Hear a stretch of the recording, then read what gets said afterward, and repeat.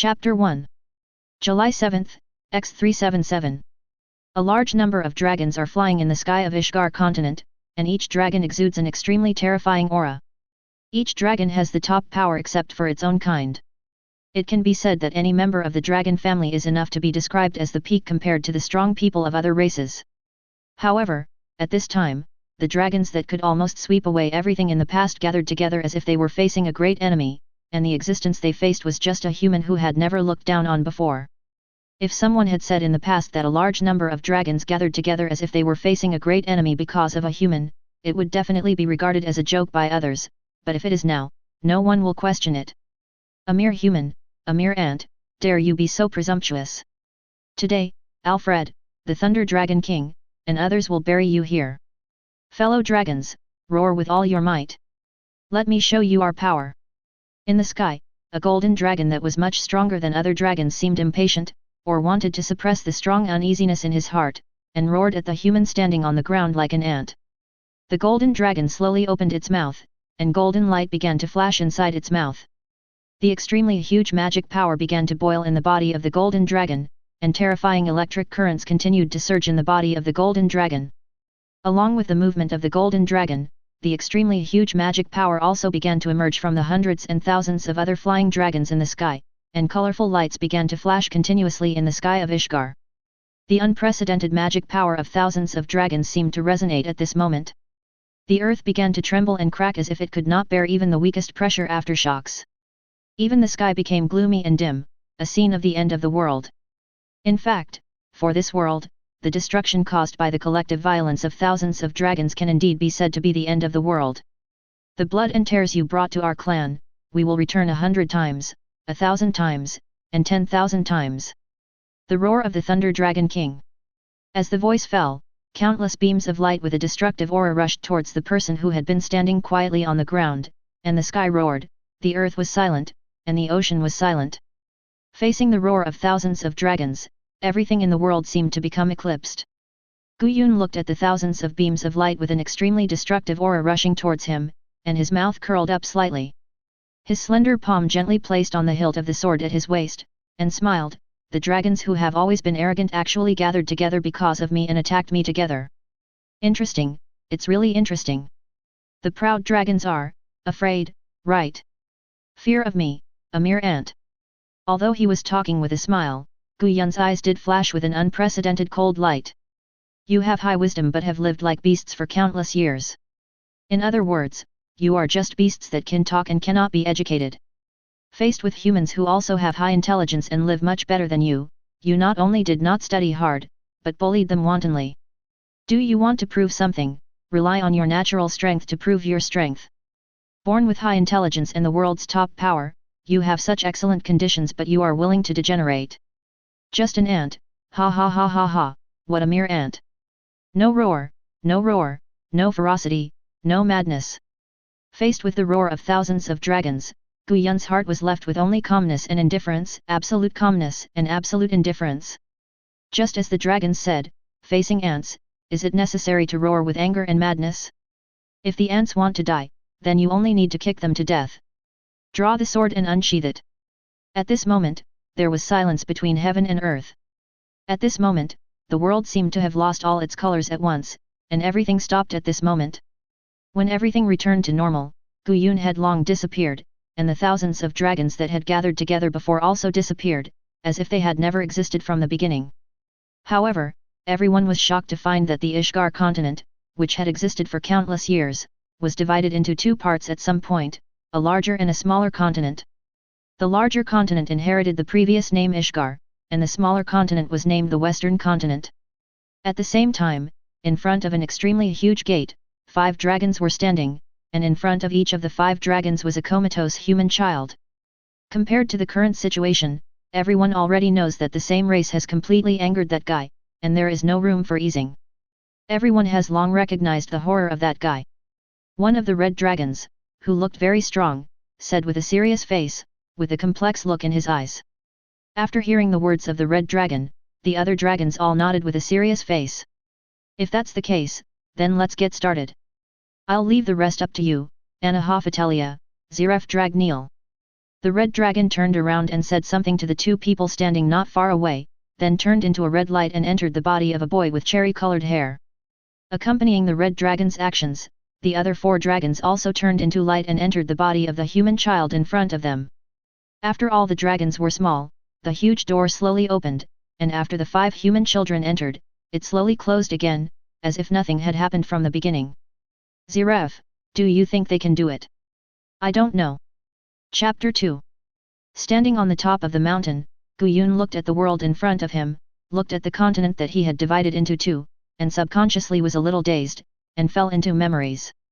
There was no surprise. Guyun was a time traveler, and he traveled to this world, the world of fairy tale, 23 years ago. To be honest, as a otaku, I was really a little excited when I first knew that I had come to the world of fairy tale. Unlike anime such as Naruto, One Piece, and Dragon Ball, in the world of fairy tale, there are basically no casualties of ordinary people. It can be said that as long as you are smart, cautious, and careful, it is completely possible to survive to the end. If there is anything disappointing, it is probably that there is no gold finger and it is not wearing a body. Guyun directly traveled to a baby, and it takes a lot of time just to grow up. However, after growing up a little, Guyun realized that he seemed to have traveled through time a little too early. He did not travel to the relatively peaceful era in the main plot of the original novel, but came to the era 400 years ago when the dragons dominated the world and acted recklessly. Especially after a brown dragon descended on the city where Guyun was, saying something like, "Human, come and please me," it directly woke up Guyun, who still had a little fantasy. This is not a beautiful world, but a world that is cruel to the extreme. Thinking of this, Guyun shook his head gently. He is now standing on the top of the world, and the dragons are completely frightened by him. It is better not to think about the past. After all, Guyun's famous battle was to cut the brown dragon into pieces in front of millions of humans. Just now, Guyun killed thousands of dragons with one sword. The dragons that made him extremely scared back then have unknowingly become like ants, and there is no need to care about them at all. But, no matter what, there is still something missing. The world 400 years ago is still not as interesting as the world after the main plot of the original novel begins, and because of the Dragon Clan, human entertainment facilities are also very few. It seems that except for a very few existences, no matter how strong they are, they cannot achieve immortality. At the beginning, Guyun just wanted to survive in this cruel world. Later, when the Dragon Clan did not give Guyun any chance to survive, he began to practice magic hard, wanting to control the powerful power to stand on the top of the world and watch the clouds roll and unfold. Now, Guyun has done what he wanted to do before, but Guyun is not satisfied. Although he has the strongest power to subvert the world, and even killed the world overlord Dragon Clan with his own power, but compared with the vast and long history, a lifespan of only 100 years is too insignificant. Even if Guyun has the power to subvert the world, what does it matter? At most, he could only leave behind an extremely glorious life and achievements for future generations to admire, while the dragons that he killed casually like ants could easily enjoy hundreds or thousands of years of life. This really made Guyun a little unwilling. He must live and must achieve eternal life. Looking at the vast world in front of him, Guyun firmly believed in this idea. Time flies, and more than 400 years have passed in a flash. Now, it is the year X791. In Magnolia, in the cultivated land on the hillside behind the Fairy Tale Guild headquarters, a girl with dark purple hair, wearing a turquoise suspender top and a white short skirt is wielding a hoe to cultivate the land. This is Kainana, one of the members of Fairy Tale. Because the guild is already unable to make ends meet, Kainana will take care of the cultivated land to increase food output in her spare time. There is nothing we can do about it. After all, it is now X791. Since the main force of Fairy Tale went to Tianlang Island to participate in the S-Class Wizard Assessment 7 years ago, and encountered the Black Dragon Aknologia of the Wings of the End and never came back, the Fairy Tale Guild has been getting worse and worse every year. Guild members have left and scattered, and only a few big fish and small fish are left today. The disappearance of the main force has led to a decrease in task commissions, which in turn has led to a decrease in guild members, and the decrease in guild members will lead to even fewer task commissions. In this vicious cycle, Fairy Tale is no longer the strongest guild in Fiori 7 years ago. With fewer task commissions completed, the guild does not have enough commissions to maintain itself. It can be said that it is really a miracle that the Fairy Tale Guild can barely maintain itself to this day. Of course, the persistence of the last few remaining guild members in the Fairy Tale Guild is also indispensable. For example, Kainana tried her best to do her part for the guild. Hey, it's harvest time again. It looks like we can harvest a lot of food this year. Kainana looked at the golden scene on the cultivated land, exhaled lightly and murmured happily. After that, Kainana swung the hoe in his hand again, but this time the hoe made a crisp sound before it went deep into the ground. Hey! There is something hard under the cultivated land. Is it a stone?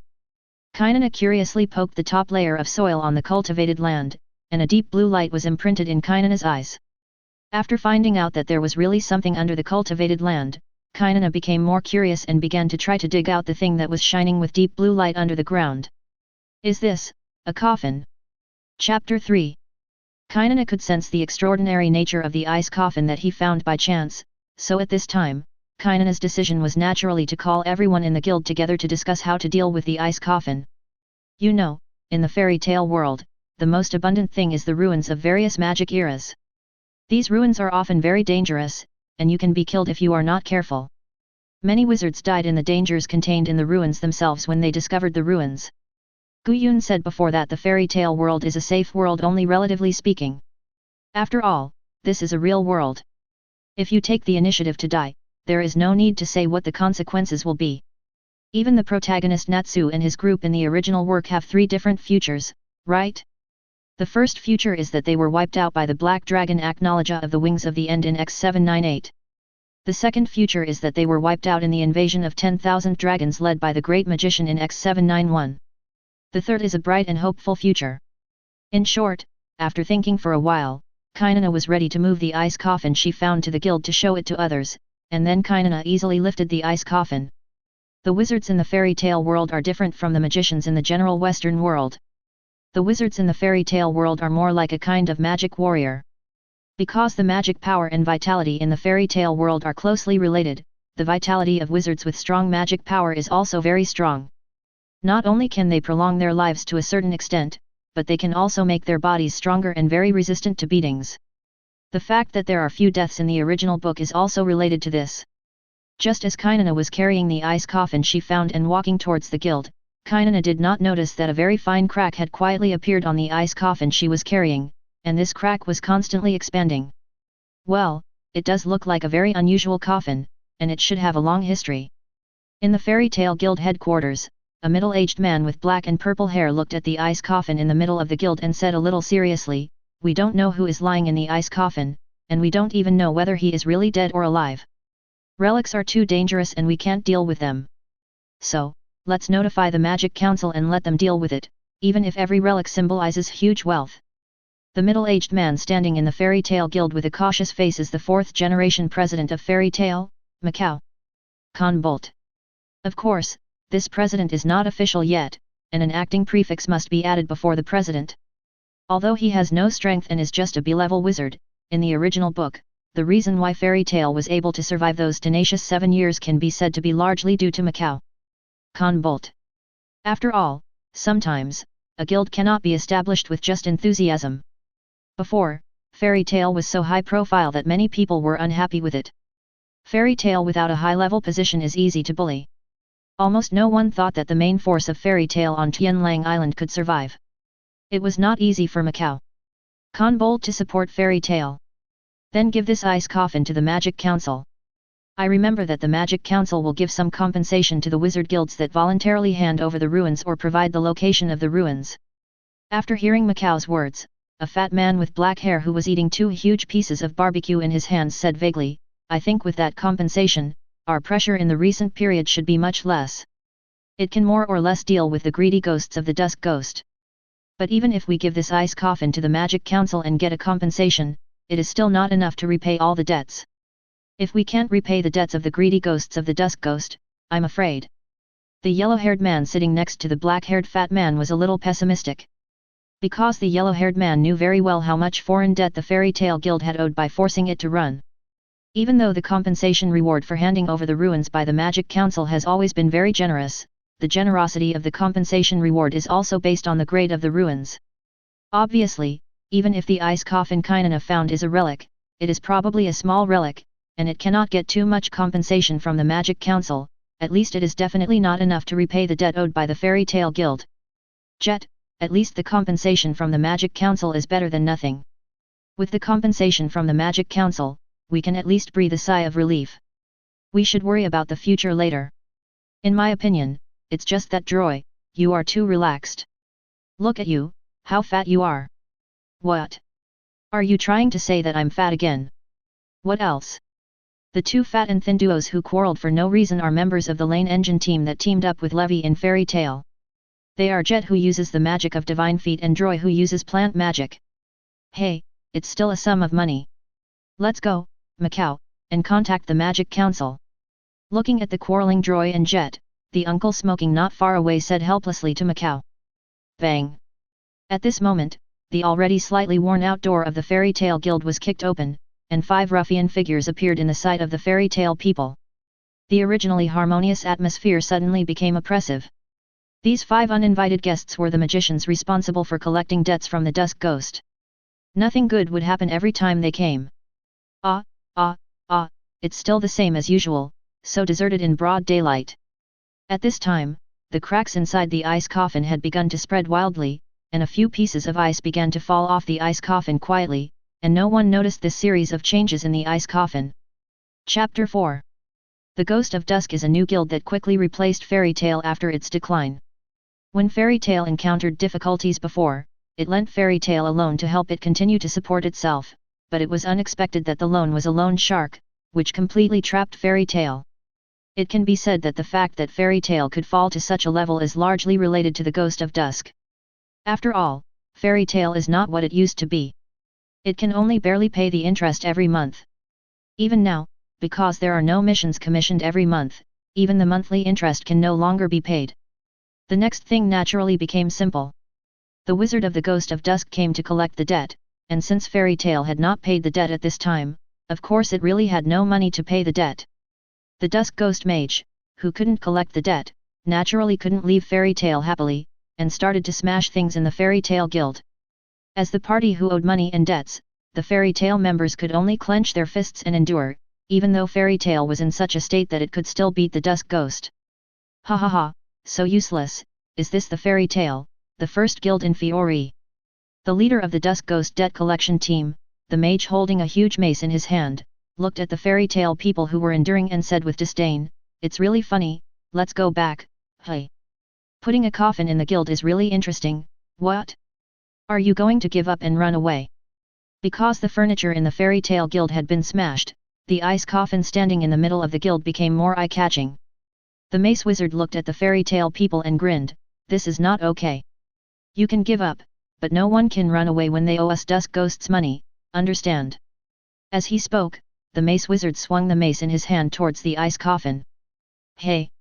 Wait! This is..." Macau's face suddenly changed after seeing the Mace Wizard's actions, and he was about to stop the Mace Wizard's actions, but it was too late. With a bang, the ice coffin placed in the center of the hall was directly smashed by the Mace Wizard and hit the wall. At the moment the ice coffin was smashed, the crack inside the ice coffin that was constantly spreading also reached its peak. A clear cracking sound was heard by everyone present, and a crack appeared on the ice coffin that was originally smooth and shining with light blue light. And this crack spread wildly in the moment after it appeared, and it didn't take long for the surface of the ice coffin to be covered with cracks. "Jet, it seems like something is about to come out." Looking at the cracks that kept spreading on the ice coffin, Droy swallowed his saliva subconsciously. The 5 debt collectors of the Dusk Ghost didn't know, but the people of Fairy Tale knew that this ice coffin was not an ordinary ice coffin but a relic of a certain magic era. Now the ice coffin is about to break, who knows what will jump out of it. After hearing Droy's words, Jet nodded nervously, and a light golden magic circle flashed quietly under his feet. The magic of the magic foot was ready. If there was anything wrong, he would contact the Magic Council immediately. "Everyone retreat and leave here first. This place is very dangerous now. Contact the Magic Council first." Macau also came back to his senses at this time, looking at the cracks that kept spreading on the ice coffin, he shouted nervously. Compared to Fairy Tale's actions, the 5 debt collectors of the Dusk Ghost felt a little inexplicable. "What the hell, do you think that you can just make a coffin that breaks at the touch and contact the Magic Council and everything will be fine?" The Mace Wizard looked at the Fairy Tale people and said in confusion, it seems that the lesson just now did not make you understand what the situation is now, or maybe this coffin gave you the confidence. Then I will show you how I can completely break this broken coffin. After saying that, the mace wizard of the Ghost of Dusk once again swung the mace in his hand towards the ice coffin that was already full of cracks. At this time, the mace wizard found that he could no longer swing the mace in his hand halfway, and an unprecedented palpitation emerged from the depths of the hearts of everyone present. It was as if the magic dragon that had been sleeping for countless years slowly opened its eyes and once again opened its fangs to the world, and he was the person standing in the front and watching the fangs most directly. Everyone present felt a pair of invisible hands pressing their necks tightly, and they couldn't breathe at all. This. What kind of existence was released? Macau felt the oppression from the ice coffin and said hesitantly. This oppression was far less than that of Jupiter who faced the Phantom Lord back then. Before Macau could continue to say anything, the ice coffin that caused all this completely shattered, and a young man with long white hair appeared in the sight of everyone present. With the appearance of the young man in the ice coffin, the pressure on the scene disappeared at once, but for some reason, the palpitations in the hearts of everyone present became more serious. The deduction degree is 99.9%. You, damn it! The young man looked at the mace wizard and said word by word, emitting a bone-chilling coldness. Chapter 5. This young man with white hair is Gu Yun, who froze himself 400 years ago. As for why the style of the ice is the style of a coffin, it is just Gu Yun's unilateral bad taste. 400 years ago, after Gu Yun completely killed the dragons and frightened them, Gu Yun began to plan for his own life. You know, even the most ordinary dragons can have a lifespan of hundreds or thousands of years.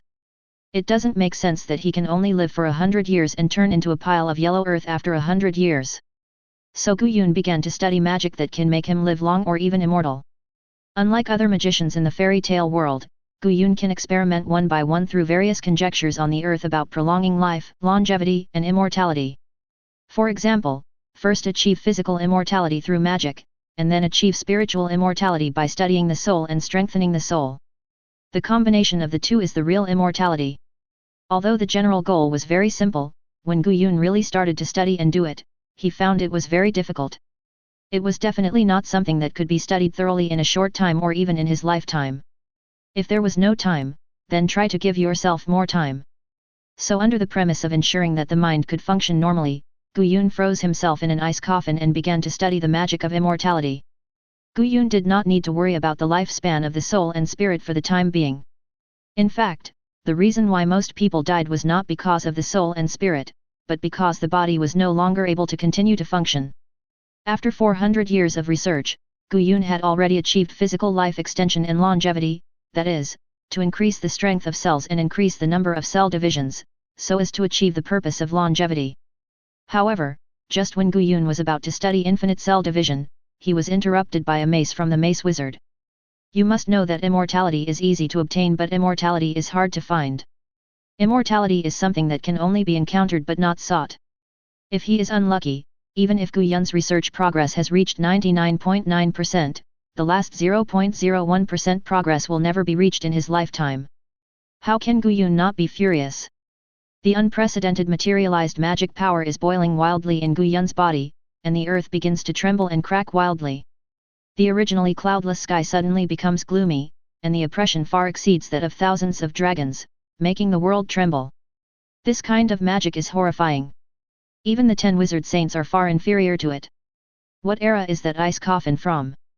What kind of existence in that era can have such powerful strength? I have never felt such fear. Even if Urza and the others are still here, they are as fragile as children in front of this guy. Compared to the other fairy tale people who were stunned by the extremely terrifying oppression of Gu Yun, Macau came back to his senses earlier. Looking at the guild that was shaking wildly and making a piercing sound, he shouted madly, "Don't be in a daze. Go. This place is going to collapse."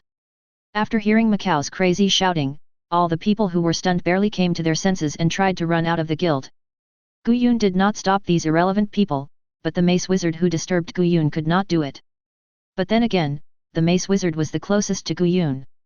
The mace wizard standing in front of Gu Yun could not even move a finger, let alone run away. Damn it!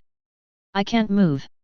Don't kill me, I didn't mean it. The mace wizard looked at Gu Yun, who was in a rage, and tears flowed directly, begging frantically. At this time, how could the mace wizard not know that he had provoked an incredible existence? This kind of oppression was a sense of oppression that even the 10 wizard saints could not achieve. The 10 wizard saints still had to do it themselves to achieve the effect of destroying the world, and Gu Yun could achieve the same result with just the momentum of the magic burst. Didn't you mean it? After hearing the words of the ruffian mace wizard in front of him, Gu Yun became even more furious. If it wasn't intentional, he was going to hit me with a second hammer. Die! Gu Yun frowned as he looked at the mace wizard in front of him, who was crying and even smelled a little like urine. He just waved his hand at the annoying guy in front of him, and a red magic circle appeared under the feet of the mace wizard. A red light column that shot straight into the sky wrapped the mace wizard in it. At Gu Yun's level, he had already reached the realm of subtle control in the novel. Gu Yun pursued the intensity of attack rather than the fireworks roar of the Dragon Clan, otherwise the Dragon Clan 400 years ago would not be so powerless in front of Gu Yun.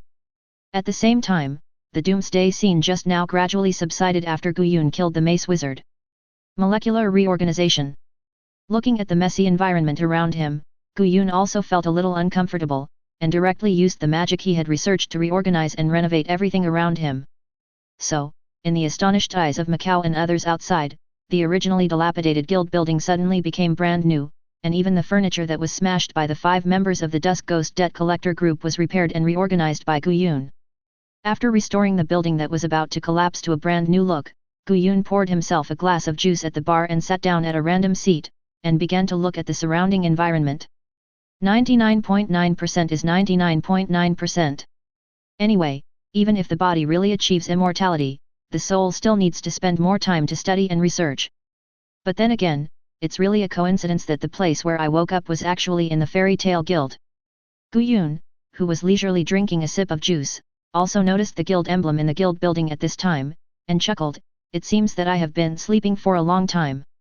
Fairy Tale has also appeared. I don't know what year it is now." Chapter 6. No one can endure hundreds of years of loneliness, so when Gu Yun froze himself to study the magic of immortality, he was in a state of concentration. Only by focusing wholeheartedly can he endure countless years of loneliness.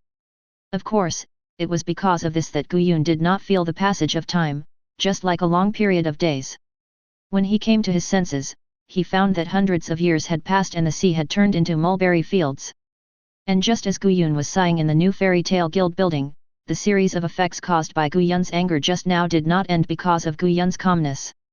You must know that the world tremble caused by the boiling magic power in Gu Yun's body just now because of Gu Yun's anger was not just a verbal statement.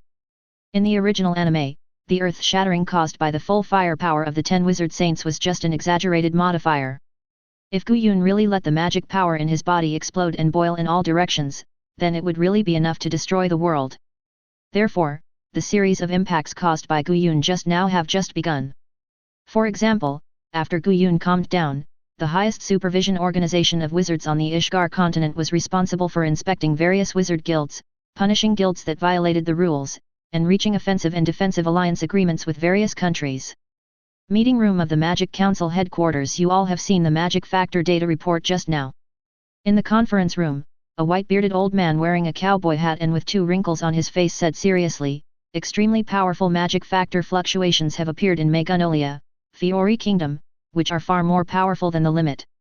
And just now, the Magic Council branch of Fiori Kingdom also received news that the magicians of the Fairy Tale Guild claimed to have found a relic item, an ice coffin, and a white-haired man emerged from the ice coffin, which is extremely dangerous.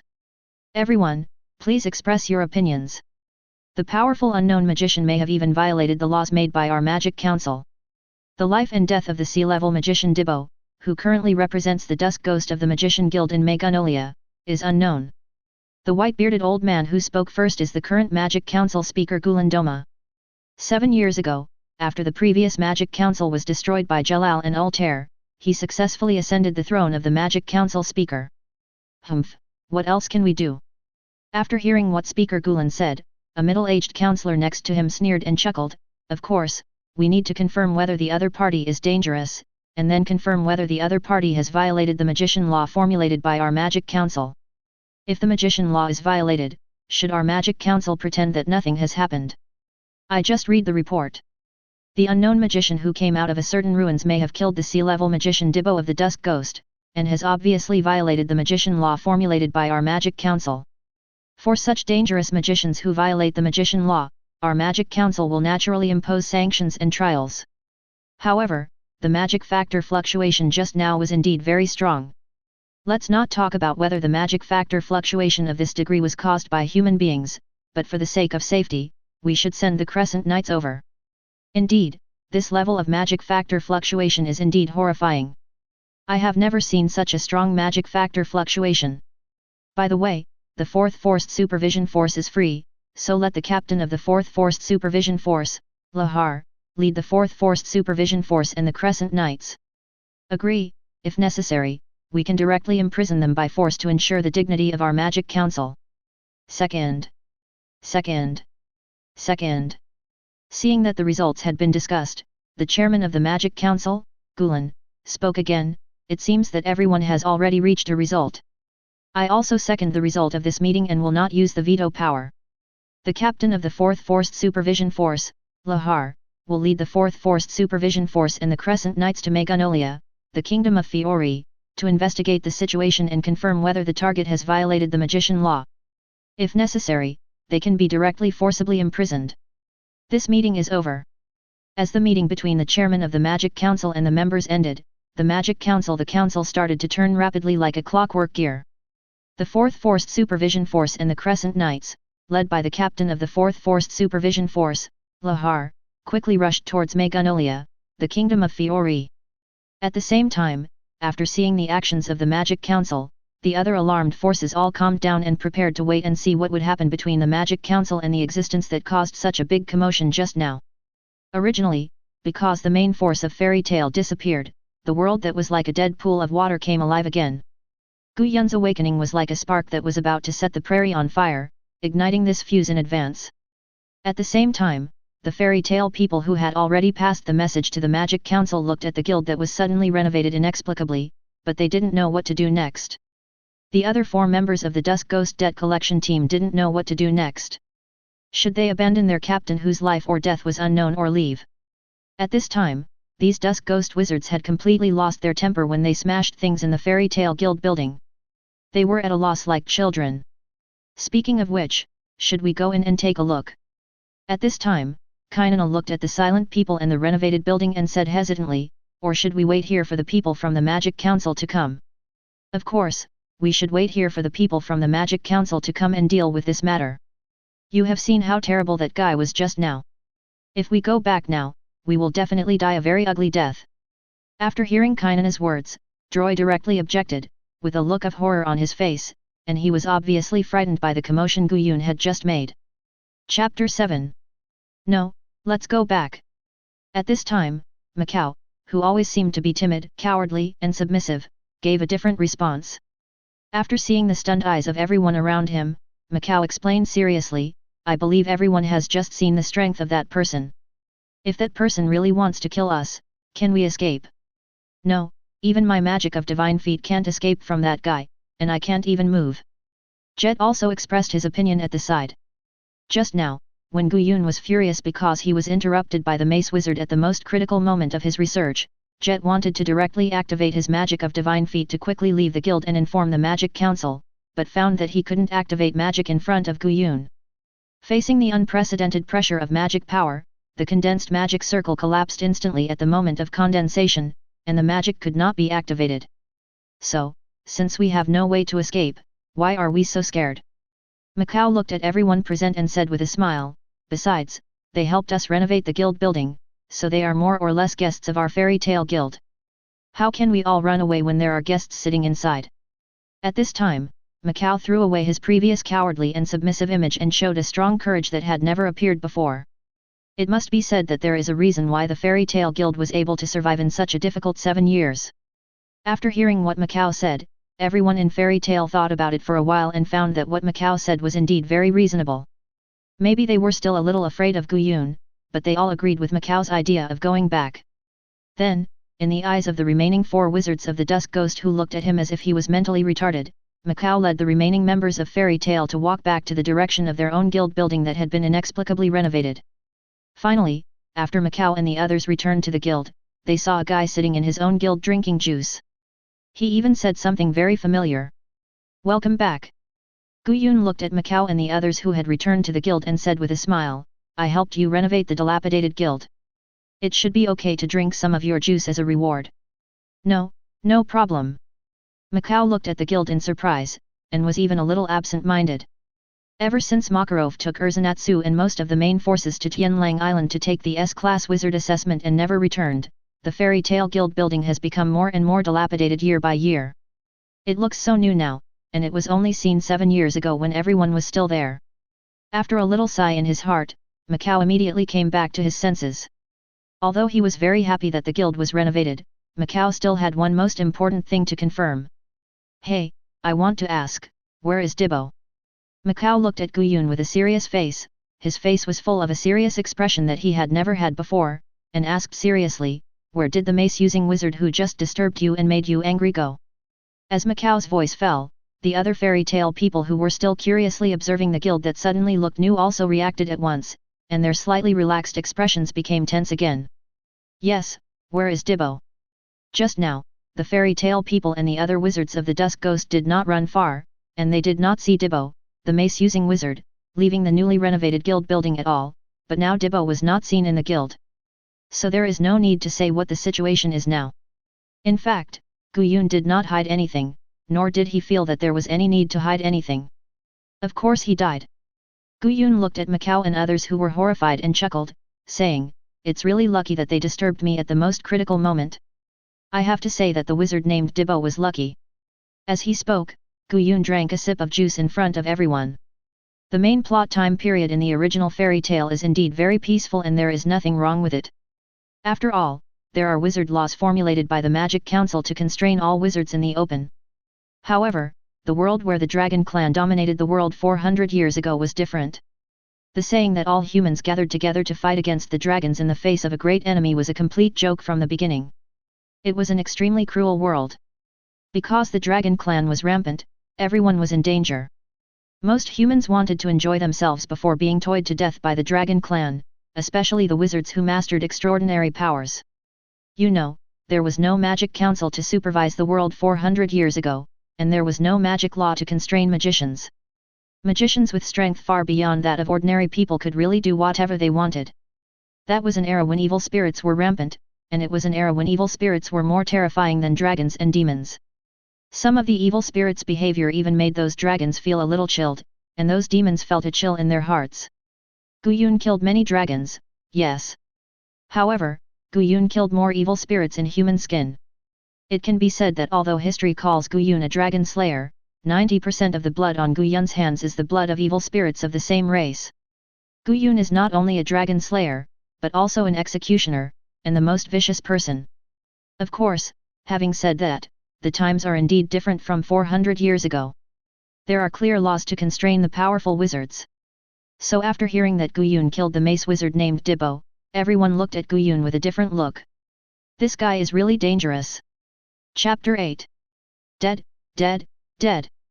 Joy trembled a little after hearing Gu Yun's matter-of-fact answer, "It's just a little disturbing you, there's no need to kill anyone, just teach him a lesson." "Hey, shut up, Droy, do you want to anger this guy?" Droy's partner Jet stepped on Droy secretly after hearing what Droy said, and whispered, "Look at that guy saying kill and die so casually, don't you understand what's going on? This guy is the kind of dark wizard who kills without blinking an eye. In this situation, can you use your brain to speak? Has your brain turned into fat in the past few years?" Oh, sorry Jet, I didn't expect that someone would die." Looking at Jet with a nervous face, Droy asked quickly, "What should we do next?" "It depends on how the president handles it." Jet whispered, "This guy should be different from ordinary wizards. I don't think the matter should be too serious." Then the scene suddenly fell into a strange silence. Everyone looked at Gu Yun nervously, fearing that Gu Yun would do something out of the ordinary. There was nothing he could do about it. After all, the times were different. It was not the chaotic era of the Dragon Clan 400 years ago. The wizards who acted recklessly in this era were all rats crossing the street and everyone wanted to kill them.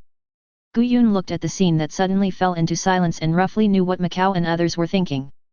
When Guyun saw the emblem of the fairy tale guild in the building, he knew that his action of killing the mace wizard would definitely cause him a lot of trouble. However, just like the protagonist in a certain urban cultivation novel that Guyun read on Earth. Why should I, Chen, explain my actions in my life to others? Kill, just kill, no explanation. After all, he is the strongest in the world. In addition to the fact that the god Angsur Ramel who cursed Zeref in the original book is too unknown, Guyun really doesn't believe that there is anything in this fairy tale world that can pose a threat to him. There is nothing wrong with being submissive when you are not as strong as others. However, Guyun is the strongest now. Since he is the strongest, does Guyun still need to consider the feelings of others? As for the so-called Magic Council, Jackal, who is just one of the Tartaro's 9 demon gates in the original book, can kill all the members and the speaker of the Magic Council. If Guyun wants to do it, it will be easier. The only thing that makes Guyun a little wary is the core technology of the Magic Council, the magic wizard power of supertime and space destruction. This magic only appears once in the original book, but it is the strongest output in the original book. In short, Guyun, who has been frustrated for more than 10 years in the fairy tale world before he shines, is not going to continue to be frustrated. Whatever the magic wizard power of the Magic Council is, of course, with one's own mind, as he wishes. Of course, Guyun was relaxed and comfortable, but the fairy tale members standing in front of Guyun didn't think so. Instead, they looked at Guyun as if they were facing a great enemy. In that case, I can only say that I am very sorry. Killing people will cause trouble to our fairy tale guild. Although I am very grateful for your renovation of our guild's building, I still hope you can understand. However, after a while, Macau took a deep breath and said, "Can you please leave?"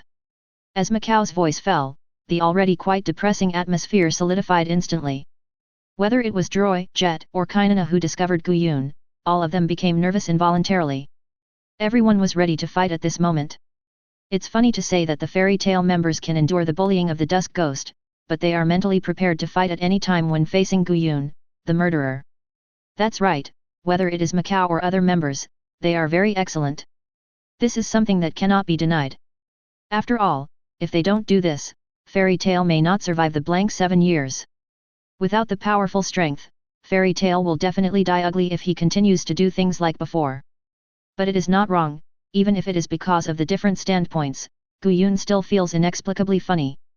Okay, don't be so nervous. I didn't plan to stay here for long. After all, the world is so big, it would be a pity if I don't walk around and take a look. Although it has changed from the 2nd dimension to the 3rd dimension, Guyun still roughly recognizes the identities of the people standing in front of him in the original anime. Now the one who has the courage to talk to him directly should be the 4th generation president of Fairy Tail, Macau, and the little girl who found him should be Kainana, the snake of the poisonous dragon slayer. The fat man who questioned him just now should be the guy who used plant magic in the Lane Engine team in the same group as Levy, and the other one is the wizard who used divine foot magic. Of course, Guyun also found that he overslept and had slept through all the plots in the 1st season of the original work. If Kainana hadn't found him, Guyun felt that after he had deduced the last 0.01% of the magic of immortality, it would not be impossible for him to sleep until the end of Fairy Tail. However, before I leave, I have another very important thing to ask you, so as not to miss the wonderful show. Guyun looked at Macau and others and asked with a smile, "This year is?" But at this time, the ground, which had originally calmed down, once again felt a slight vibration. Guyun swallowed the words that he had not yet finished speaking. Through the things coming from outside, Guyun roughly knew what time period he was in. Chapter 9. Ignoring the people of Fairy Tail who were frightened behind him, Guyun slowly pushed open the door that had become brand new, and looked up slightly at the top of the guild building. At this moment, at some point, a huge spaceship appeared in the sky above the Fairy Tail Guild building. On the bow of the spaceship is a pure white Pegasus building with wings spread out, which is one of the symbols of Blue Pegasus, one of the very powerful regular wizard guilds in the original book. And this spaceship itself is also a landmark building of Blue Pegasus, the magic crit boat Christina, which has a very good long-range attack capability. Looking at the magic crit boat Christina of Blue Pegasus in the sky, Guyun subconsciously frowned. Because of some experiences 400 years ago, Guyun subconsciously associated it with the lofty dragon clan. In the era of 400 years ago, there was no high-tech gadget like magic attack boat. The only ones that could fly in the sky were very few magicians and birds with specific attributes, and the dragons, the former world overlords, were the dragons. In general, if the era of the main plot of the original novel is equivalent to the modern Earth, then the era of 400 years ago is equivalent to the ancient Earth, and because of the reckless behavior of the dragons, the world 400 years ago was quite boring and ancient. Thinking of this, Gu-yun shook his head lightly and didn't think about these things anymore. Forget it, since the magic attack boat of Blue Pegasus came here at this time, now should be the plot time period at the beginning of the second season of the original novel. Gu-yun touched his chin and began to think, because Gu-yun was different from other time travelers and didn't have the relationship of Goldfinger, so Gu-yun often thought about some things, such as how to survive and how to become stronger. Similarly, Gu-yun often reviewed the plot in the original novel and learned new things, even if Gu-yun didn't think that he could live to the day when the original plot began. By recalling the plot of the second season of the original novel, Gu-yun first determined the time point where he was, which was the beginning of the second season in X791. In the original novel, the people from Blue Pegasus came here because they found out about the Tianlang Island that had disappeared for 7 years, and came to tell the remaining members of Fairy Tail. Blue Pegasus. After seeing Gu-yun come out, Macau and others followed carefully. Looking at the magic attack boat Christina floating in the sky, Macau muttered to himself with a surprised look, why did Blue Pegasus come here at this time? Things after that naturally became simpler. Although the process of the plot was completely different from that in the original novel due to Gu-yun's intervention, the result was still similar. This time, the top team of Blue Pegasus came, the funny and handsome group Trimens who had previously cooperated with Fairy Tail, led by Blue Pegasus's most powerful magician Yi Yi. Of course, Yi Yi is also professional in comedy. He jumped directly from the magic attack boat Christina and landed on his face. It was very smooth. This made Gu-yun, who saw the familiar scene again after many years, couldn't help but curl his lips slightly. However, when Yi Yi was greeting Fairy Tail and others with his team, Yi Yi also found something wrong. Yi Yi was funny, but as the signature S-level wizard of Blue Pegasus, he was still very professional. Well, not in terms of comedy, but only in terms of his professionalism as a wizard. And Fairy Tail and others didn't hide anything. Yi Yi could clearly feel that Fairy Tail was afraid of something when they were greeting him and others. What were they afraid of? Those dead collectors of the Dusk Ghost not far away? Only 4 people? 1 person was missing, which was a bit strange. But would the Fairy Tail members be afraid of the Dusk Ghost wizards? It's unlikely. Yi Yi knew that Fairy Tail owed the Dusk Ghost a lot of money, but if someone said that Fairy Tail was afraid of the Dusk Ghost, Yi Yi really didn't believe it, and the Dusk Ghost's wizards were just like that, just a small guild. In terms of strength, in fact, even the ruined Fairy Tail guild was slightly inferior. The reason why Fairy Tail was bullied so badly by the Dusk Ghost was entirely because the Fairy Tail members owed money and dared not resist. Where did this fear come from? Yi Yi was puzzled. Similarly, Yi Yi could see the problem, and Gu-yun could naturally feel the unnaturalness of the Fairy Tail members.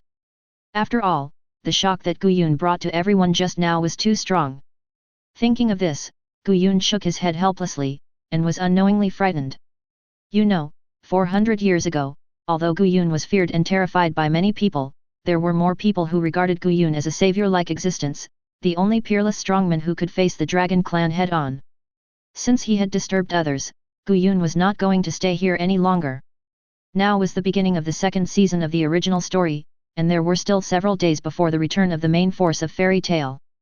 Gu-yun took advantage of these days to take a good look around Magnolia.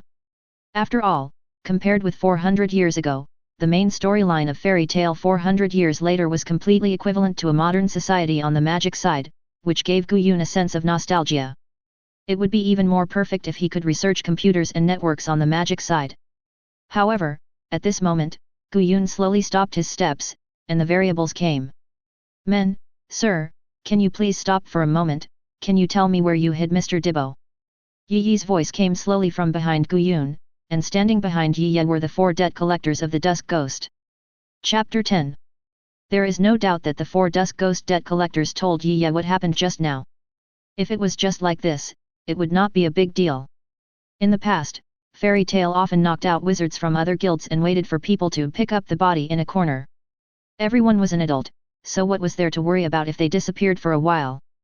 But if this time is combined with the inexplicable surge in magic factor fluctuations and the inexplicable fear of the Fairy Tail people, then it will be different. Although the reason for coming to Fairy Tale this time is to tell Fairy Tale people about the matter of Tianlang Island, Yi is also very concerned about the super-violent magic factor fluctuations that occurred in the middle of the way. Connecting these three clues, Yi can draw a conclusion that Guyun is a dangerous person. Moreover, Guyun may have made quite dangerous moves, such as the sudden fluctuation of magic factor and the disappearance of the wizard named Dibbo in the Twilight Ghost. Mr. Dibbo. After hearing Yi's question, Guyun slowly turned around, looked at Yi's serious expression and chuckled, "If the Mr. Dibbo you are talking about is the wizard with the mace before, then I can only tell you with great regret that I think Mr. Dibbo has been hidden in heaven or hell by me. I think, if it depends on himself alone, then I think Mr. Dibbo will definitely not come back." As Guyun's voice fell, the scene that was barely harmonious suddenly became weird. Fairy Tale was slightly better.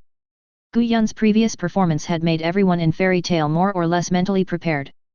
As for the Blue Pegasus and Twilight Ghost guilds, they were truly shocked and stunned. No one expected that Guyun would admit it so casually. He had killed a person, but he said it as if he had killed some grass. At the same time, after being shocked and stunned, an inexplicable chill rose from everyone's heart. As wizards, all the wizards present were prepared for their companions to be killed or killed. After all, even the so-called regular wizard guilds would encounter situations where they had to resist and could die ugly if they let up a little. It's just that killing or being killed, everyone will more or less value life. In Zeref's words, that is, more or less know the preciousness of life and have more or less respect for life. But Guyun is different. The era of the main plot of the original Fairy Tale was an era of sound legal system. Not to mention that the wizards of the so-called regular wizard guild had few opportunities to kill people. In fact, even the wizards of the Dark Wizard Guild did not have many opportunities to kill people in this era of sound legal system. Therefore, it can be said that there are very few people like Guyun who kill people to the point of numbness to life.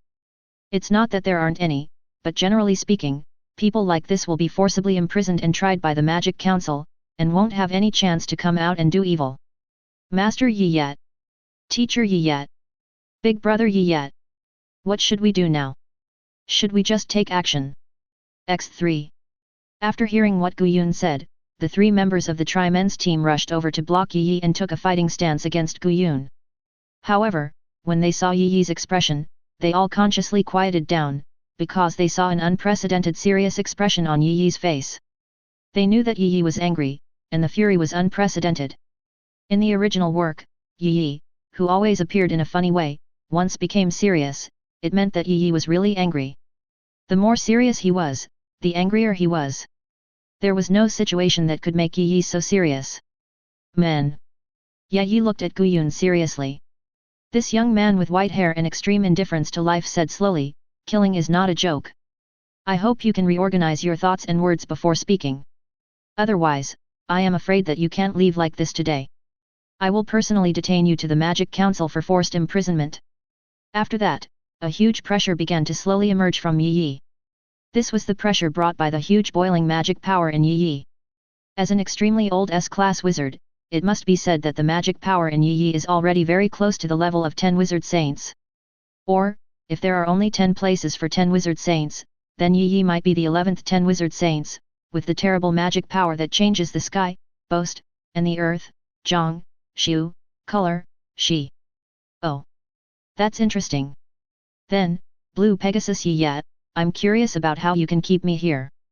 He waved his hand at the ground and shaped a throne made of soil. He controlled the cup in the Fairy Tale Guild building to pour himself a glass of juice. Then he leaned on the throne leisurely and chuckled, "You want me to stay here by being funny? You are not allowed to be disrespectful to Teacher Yi like this. Since you don't deny what Teacher Yi said, it means that you admit to the murder."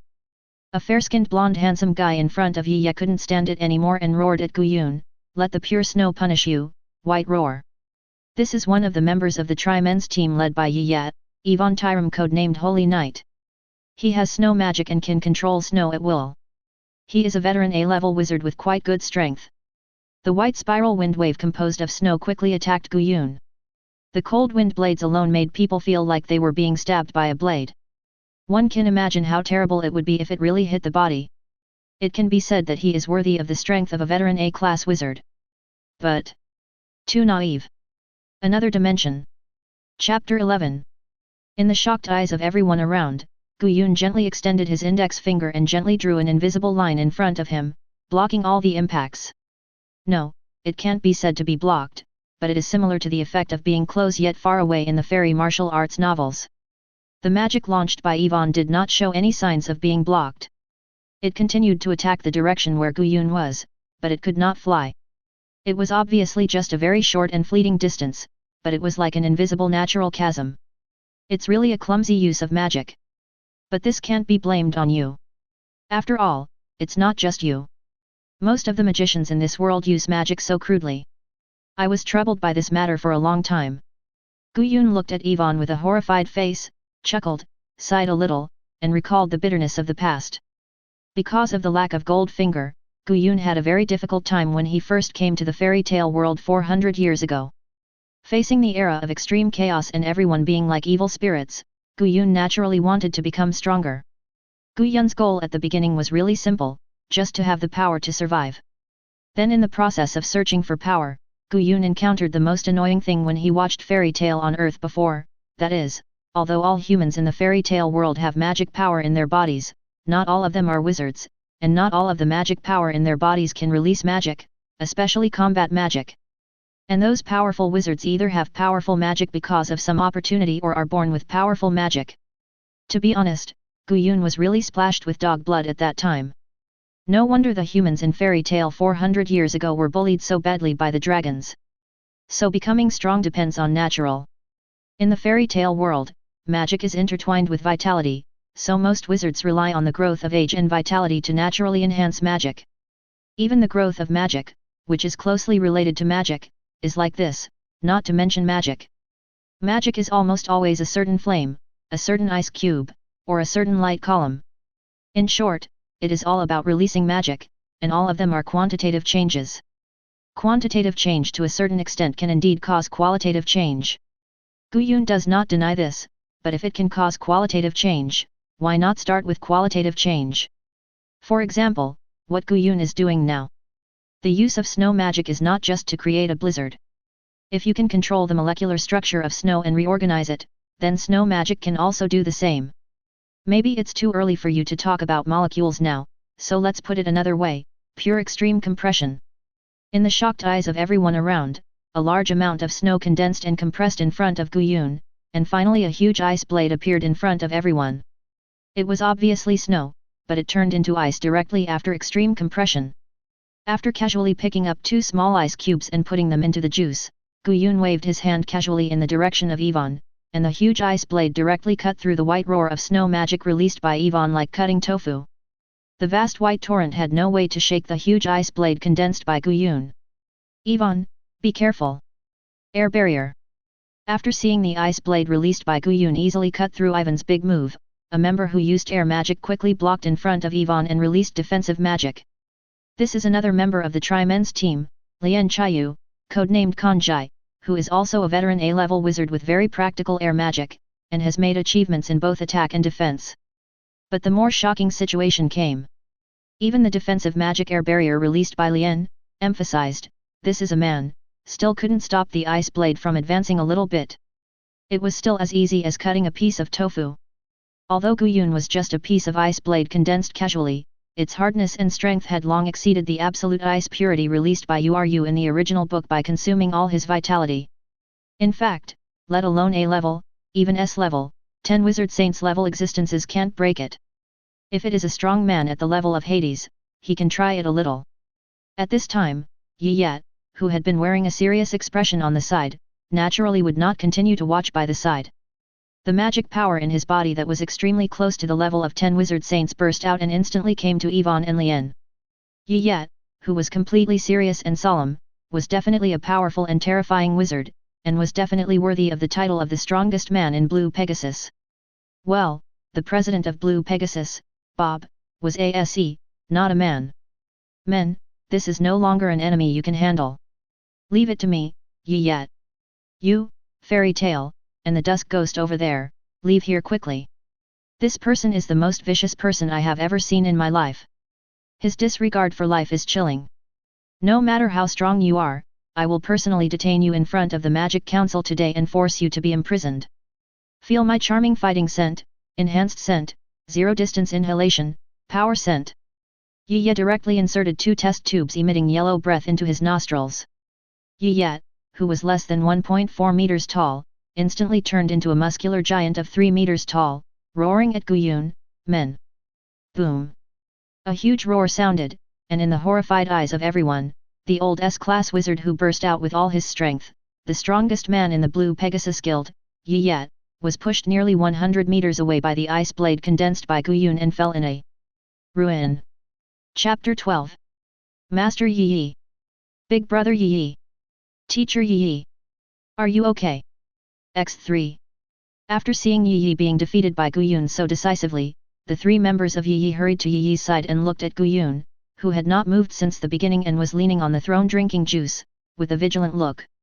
And the fairy tale people and the remaining 4 debt collectors of the Dusk Ghost all looked at the scene in front of them with horror. You know, that was Yi. The strongest man of Blue Pegasus, a veteran S-class wizard, a powerful wizard whose strength is extremely close to that of the 10 wizard saints. The strongest wizard among all the people present is undoubtedly Yi. Although in the magic world, Yi is very unruly and funny, but Yi's strength is definitely recognized by everyone. His unique scent magic and powerful auxiliary ability are a difficult existence for everyone. Well, the premise is that it is a serious night. If it is a normal night, ordinary people can do it. Jane, I can't believe it, no. It's totally unbelievable. After everything happened, Macau looked at the messy scene and barely came back to his senses. He said with some difficulty, Mr. Yi was defeated so easily. This is Mr. Yi. So, President, what should we do next? Should we fight that guy? Jet also said hesitantly, Blue Pegasus has helped us a lot in the past few years, and often helps to find Natsu and the others' creeks. It's not good for us to watch from the side now. Fight. Don't be ridiculous, how can such an existence fight? After hearing Jet's slightly hesitant voice, Droy jumped up and objected, whether it was before or now, everyone should have seen the gap in strength between us and that guy. It's impossible to beat that guy. Yi is the strongest man in the Blue Pegasus Guild, but even in this state, he was still easily killed by that guy. This is something that 10 wizard saints can't do. But, are we really just going to watch from the side? Have you forgotten Blue Pegasus helps us? Mr. One Knight told us to evacuate first. GIC Council's communication has been for some time. At that time, these things will be handed over to Magic Council to deal with it. Although I said this, it was a bit sad. Fairy Tale, which was still a bit noisy, suddenly quietly came down, Jet and he was quarreling. Droy seemed to have remembered something at this time and fell silent. Yet, what ability does Fairy Tale have to take care of other people's business now? Just to support the Fairy Tale Guild from disbanding is already a great effort. Guyun ignored the Fairy Tale people who were inexplicably pessimistic, but still looked at the direction where Yi fell with interest. Guyun has always been more tolerant of interesting guys who can make him feel interesting. Just like a precious toy, even if it will be thrown away one day in the future, it will be cherished for a while before. Guyun still feels quite good about a professional funny guy like Yi yet. So the ice blade was blunt before, and Guyun did not add the sharp attribute, otherwise there would not be such a mess now, but everything was cut in two without a sound. Just like 400 years ago, Guyun split the Ishgar continent with one sword and killed thousands of dragons with one sword. There was no so-called roar, no so-called light and shadow characteristics, just a quiet sword, everything was cut in two. Considering the fact that the strength of Fairy Tale's vitality is closely related to magic power, even though this scene looks quite big, Yi will not suffer any fatal injuries, and it is unlikely that he will even suffer any serious injuries.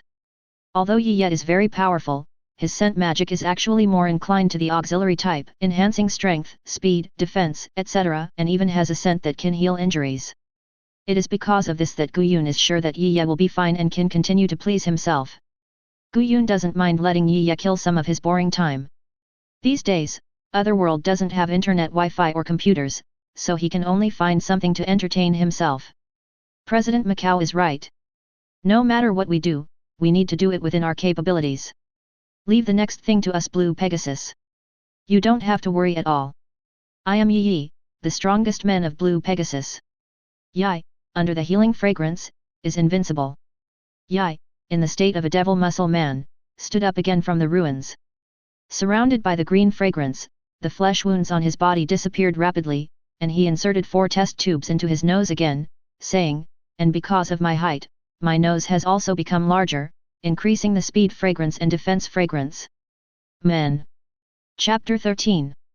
Since Yi has made it so clear, the fairy tale people standing next to them began to slowly retreat under the leadership of Macau. Although most of the fairy tale members were very unwilling, there was nothing they could do. Compared with the unwilling fairy tale people, the 4 debt collectors on the side of the Dusk Ghost were more natural and had no psychological burden at all. Although on the surface, the Dusk Ghost is a regular wizard guild recognized by the Magic Council, in fact, the Dusk Ghost is a wizard guild that lends money at high interest rates. Since it can be related to loan sharks, the nature of the guild is self-evident. As for moral integrity, these 4 Dusk Ghost wizards have long lost it. Even if they knew that Guyun was so strong that even Blue Pegasus was no match for him, I guess these 4 would not dare to tell Yi about it. Maybe now these guys are already regretting it in their hearts. But halfway through the run, Macau seemed to have thought of something and stopped. He looked at Guyun, who had been sitting on the throne drinking juice, with some hesitation, then gritted his teeth and reminded Yi loudly, "Mr. Yi, this terrible guy came out of an ice coffin ruins. I think Mr. Xiang can use ancient document magic to check the relevant information and maybe find some useful information."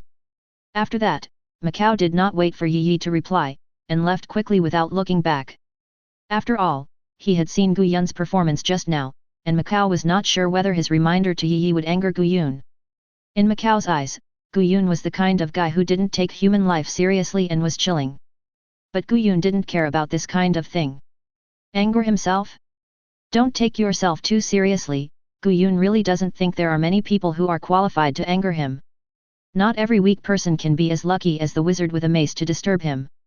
Men, the ice coffin ruins? The guy who came out of the ruins. After hearing Macau's words, Yi nodded slightly in a daze, and probably understood why Guyun was so indifferent to life and why he didn't take human life seriously.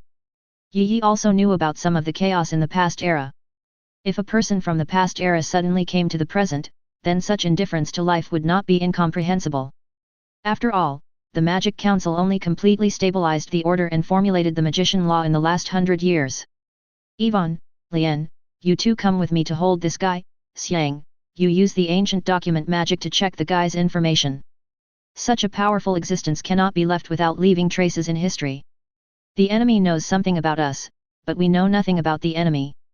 This is not a good thing. I know, Teacher Yi. A handsome guy with golden hair, dark gold, like Yvonne replied seriously after hearing Yi's order, I will start investigating historical data immediately. This is the last member of the Tri-Men's team, Xiang Litus, codenamed Bai Yat, who has ancient documents and can search for all knowledge and information. To be honest, this magic is quite perverted. He can have all the knowledge but is in such a mess now. It has to be said that there are really many weirdos in the fairy tale world. Then Xiang began to quickly use the magic ancient documents to search for information about Guyun, but until now Guyun has been a mysterious existence. Xiang doesn't know anything about his name or anything else. He can only search based on Guyun's appearance and the strength he has shown so far, so the search process will be very slow. However, this kind of thing is not important, because Xiang successfully attracted Guyun's attention. In other words, Xiang's magic ancient documents successfully attracted all of Guyun's attention, including the three-dimensional panel composed of golden magic power, and the paired virtual buttons and screens. In Guyun's eyes, this is not the so-called ancient book magic, it's completely computer magic. God sees pity, Guyun, who can't live without a computer for more than 20 years. Originally, Guyun has been used to the days without a computer for such a long time, but when he saw something similar to a computer appear in front of him again, Guyun couldn't help it anymore. He stood up from the throne and appeared in front of Xiang in an instant. Looking at Xiang, who was frightened by his instant approach, Guyun said lightly, Xiang.Litus, right? Your magic is very good. Tell me how to learn this magic. You have no right to refuse. Men. Yi's reaction was also very fast. He reacted the moment he saw Guyun coming to Xiang. The full strength burst combined with Yi's speed and fragrance made Yi seem to turn into a stream of light full of power, and rushed towards Guyun with a momentum that was extremely terrifying to ordinary magicians. Forget it, to save some trouble, I'll just show you a little bit. Looking at Yi who attacked him without thinking, Guyun frowned. Because he was eager to get Xiang's ancient book magic, Gu Yun's patience had been completely exhausted. Feel it well, think carefully, what will be the consequences of rejecting me? Gu Yun completely let go of his control over his momentum, and the bloodthirsty breath of slaughtering millions of lives directly made Yi Ye and others' minds blank. Like a sleeping prehistoric beast opening its eyes, Yi Ye, Xiang, Yvonne and Lian knew what kind of terrifying existence they were fighting against. Boom! The pressure far beyond the limit even caused an effect similar to gravity magic. Yi Ye and others could not bear this oppression at all, and they knelt down directly. Even the force was too strong, and the ground where Yi Ye and others' knees touched cracked like a spider web. The gap between the two sides was so huge that it was despairing. P.S. The author of the 13th, 14th, and 15th chapters felt that they were beginning to deviate from the main line set at the beginning, so they deleted and rewrote them directly. Chapter 14, Magic is in Hand. Men. Yi Ye struggled to stand up from the ground, but as he continued to struggle, he gradually fell to the ground, sinking deeply into the cracked ground. The sense of oppression revealed by Gu Yun alone has already exceeded Yi Ye's endurance limit. You should know that Yi Ye is now using the defense fragrance and power fragrance.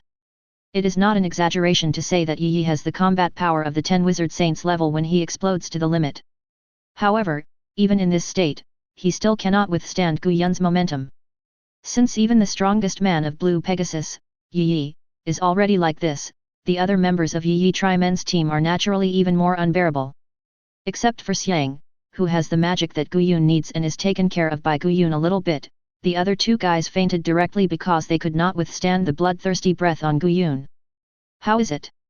Gu Yun grabbed the collar of Xiang. Laertes, who was lying on the ground, and brought Xiang to him, chuckled, your teacher Yi Ye and his companions all fell in front of me.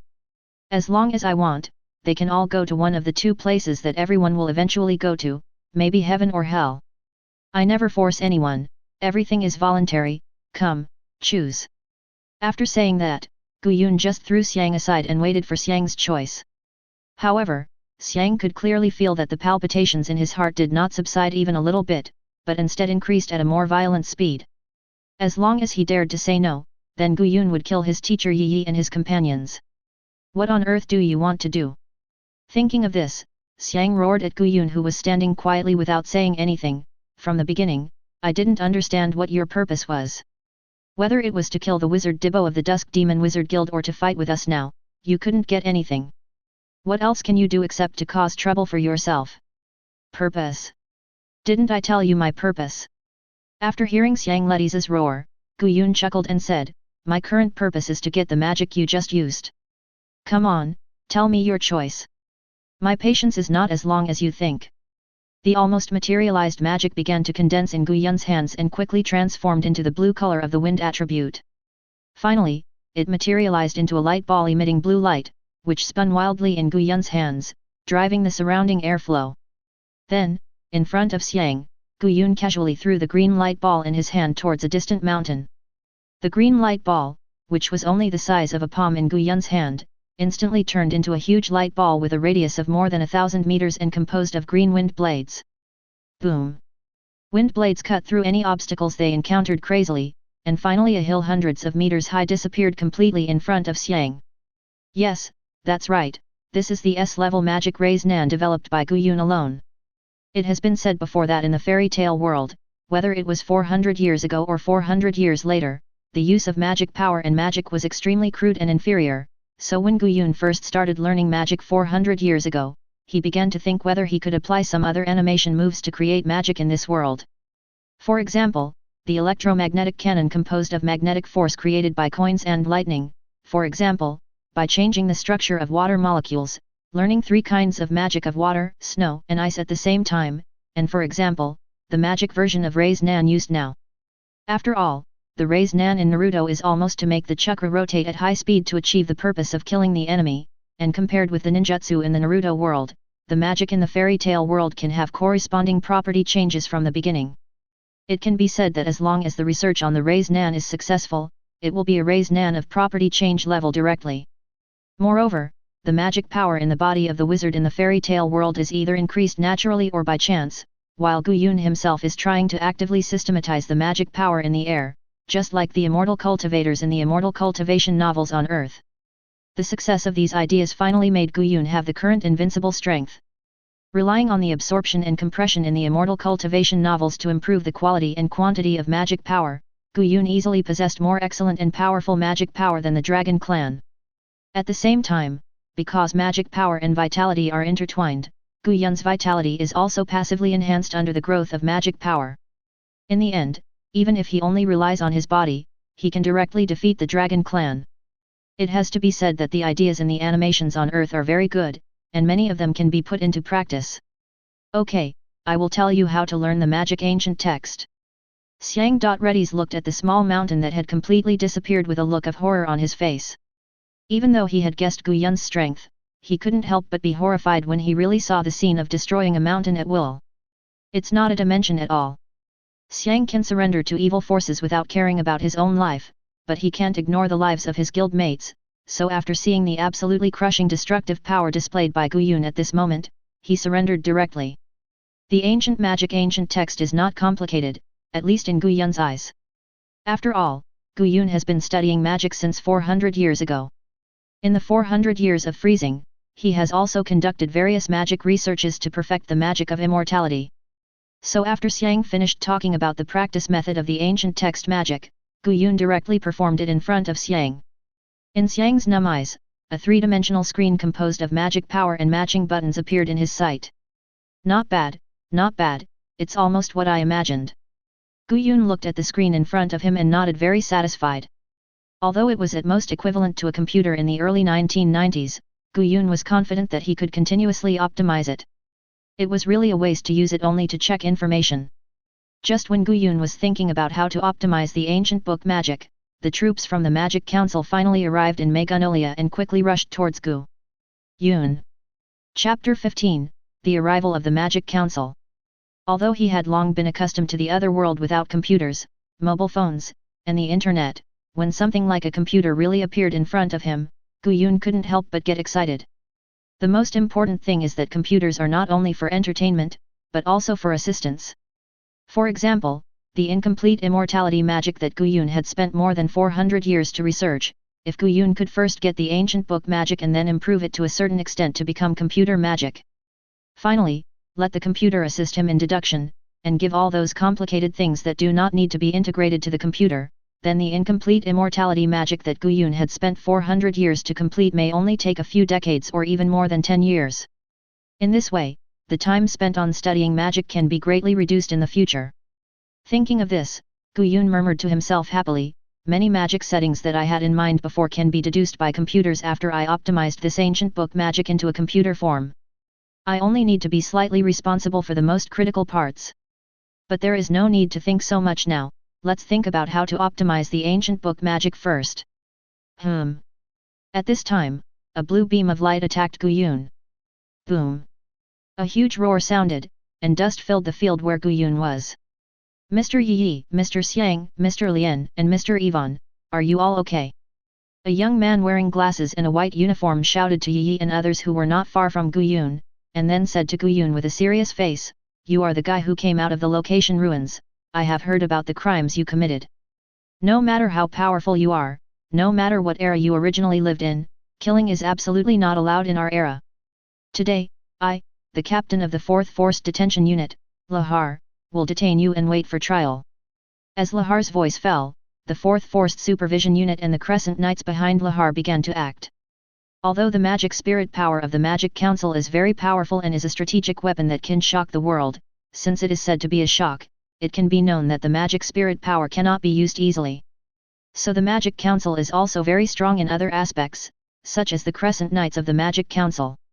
Perhaps the individual members of the Crescent Knights may not even be as good as B-class wizards, but once they are formed into a large scale, they can temporarily share magic power through a special magic circle, which is absolutely a terrifying existence. Yi and others have been rescued by the members of the Magic Council's forced supervision team and temporarily settled aside. Gu Yun was too lazy to care about the small actions of the supervision team. He waved his hand to dissipate the dust in the sky and looked at Lahar, who said he would judge him.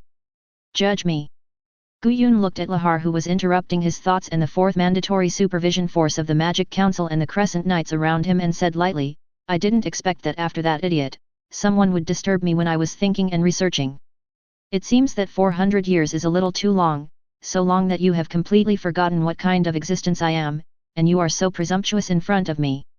Hehe, it turns out to be an old antique from 400 years ago. No wonder you dare to break the law and kill people at will. After hearing Gu Yun's words, Lahar also laughed angrily and said angrily, no one can wantonly kill people and break the law in this peaceful world. I will take you down and let the Magic Council publicly judge you and judge your crimes. The fourth mandatory supervision force forms a formation. The Crescent Knights form a formation. As Lahar's voice fell, the fourth mandatory supervision force of the Magic Council and the Crescent Knights quickly surrounded Gu Yun in the middle to form a huge magic formation, and the green light turned into a huge light column that rushed straight into the sky. The magic power of thousands of wizards gathered together at this moment to resonate. This is the difference between the Wizard Guild and the Wizard Army. The wizards of the Wizard Guild learn different magics, but the Wizard Army learns the same magic and has the same magic properties, which makes it easier for the wizards in the Wizard Army to resonate with magic. However, at this time, someone's face changed drastically after hearing the conversation between Gu Yun and Lahar. This person is Xiang Laertes, a member of the Blue Pegasus Tri-Men's team who was asked by Gu Yun for magic training methods before. An antique from 400 years ago. After hearing the conversation between Gu Yun and Lahar, Xiang Laertes muttered to himself with an ugly face, didn't the Dragon Clan dominate the world 400 years ago? If it is a strong man from that era, it should be easy to find. Launch magic, ancient documents. Search direction, 400 years ago, white-haired wizard, decisive in killing, extremely powerful, strength positioning, comparable to a dragon. Start searching. As the magic continued to search, Xiang Laertes, who originally had a slightly ugly face, began to sweat slowly.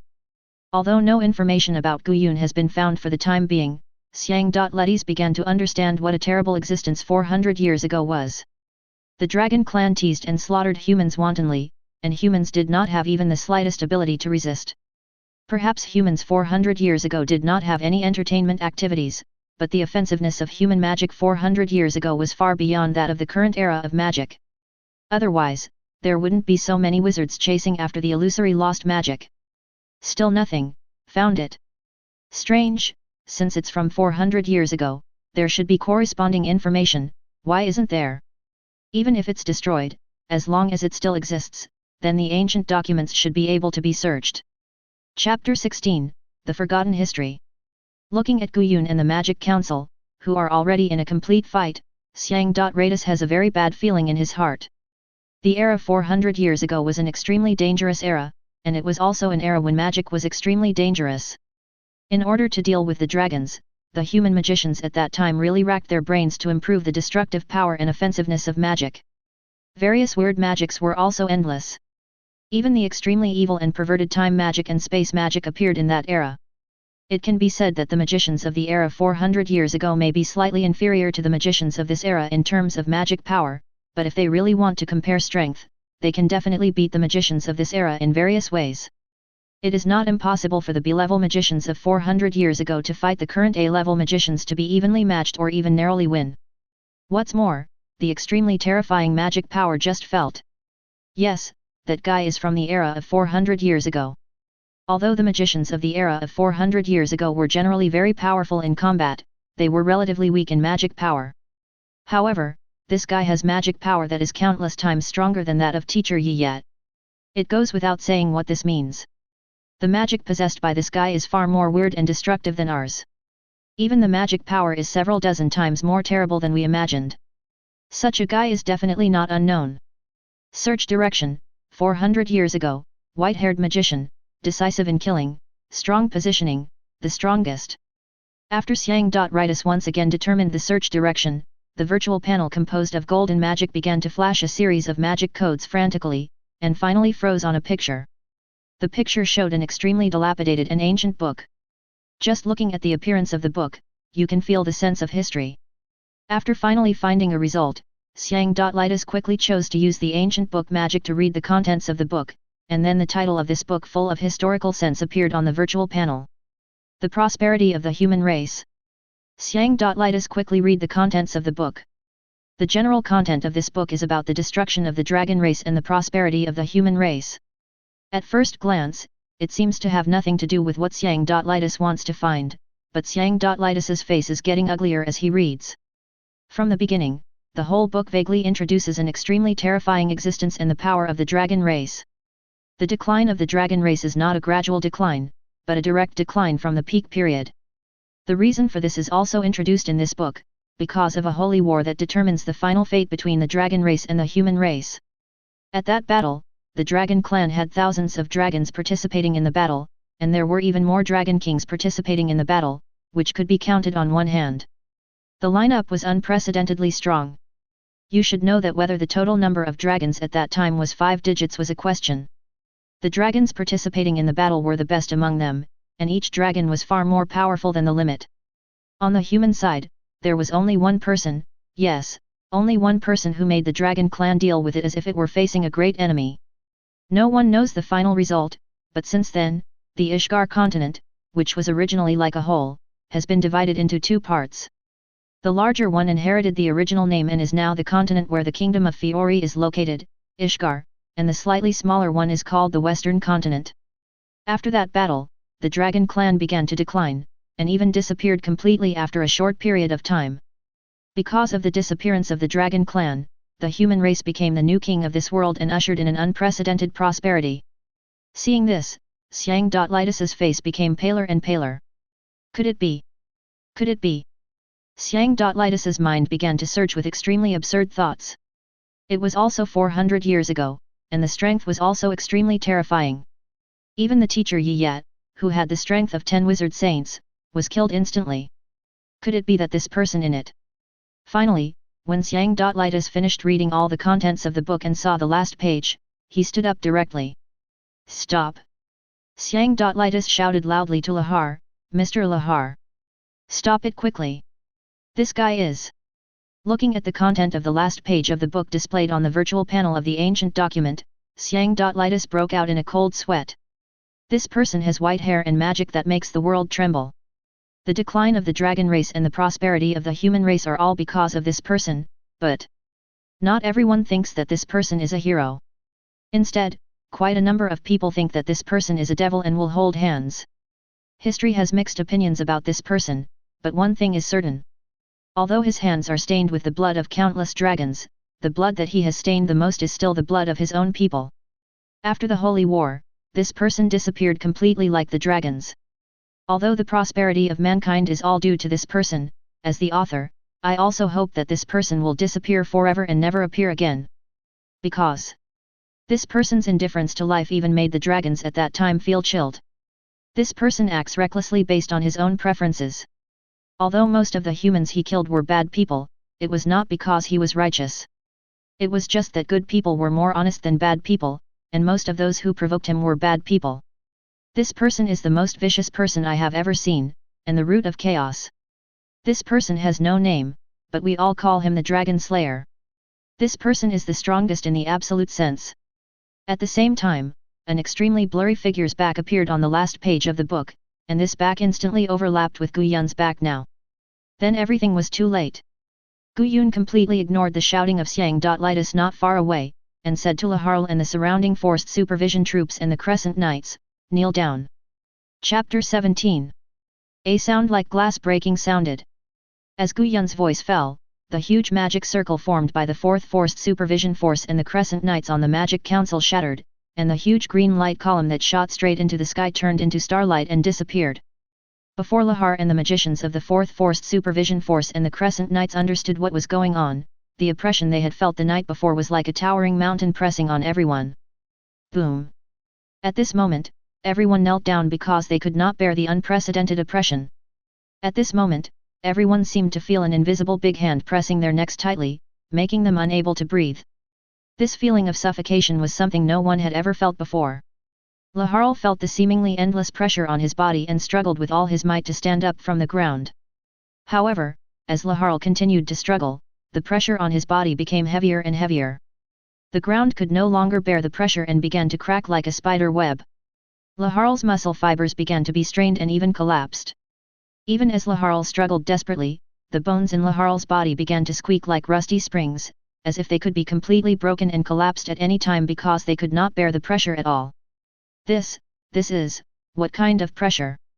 Lahar looked at Guyun who was standing there without moving, and said with gritted teeth, damn it, as a law enforcer of the Magic Council, how can I kneel down in front of a guy like you?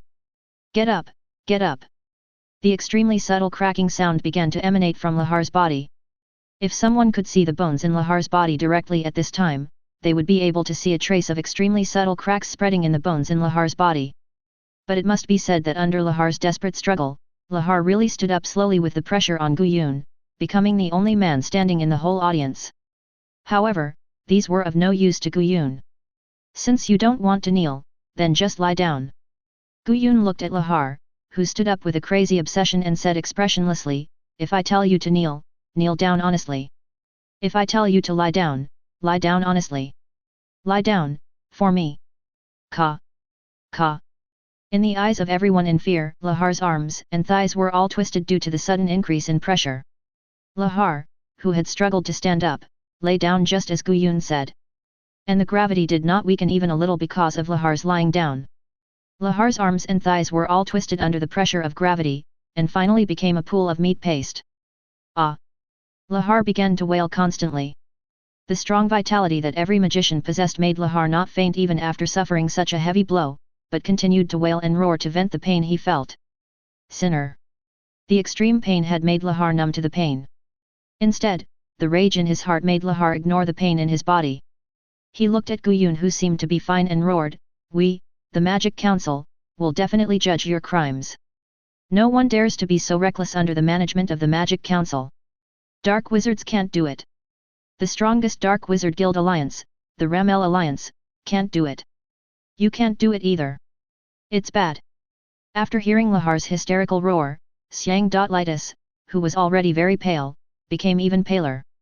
Xiang.Litus, who had already looked up some information about Guyun through the ancient book Magic, said a few words about Guyun's character.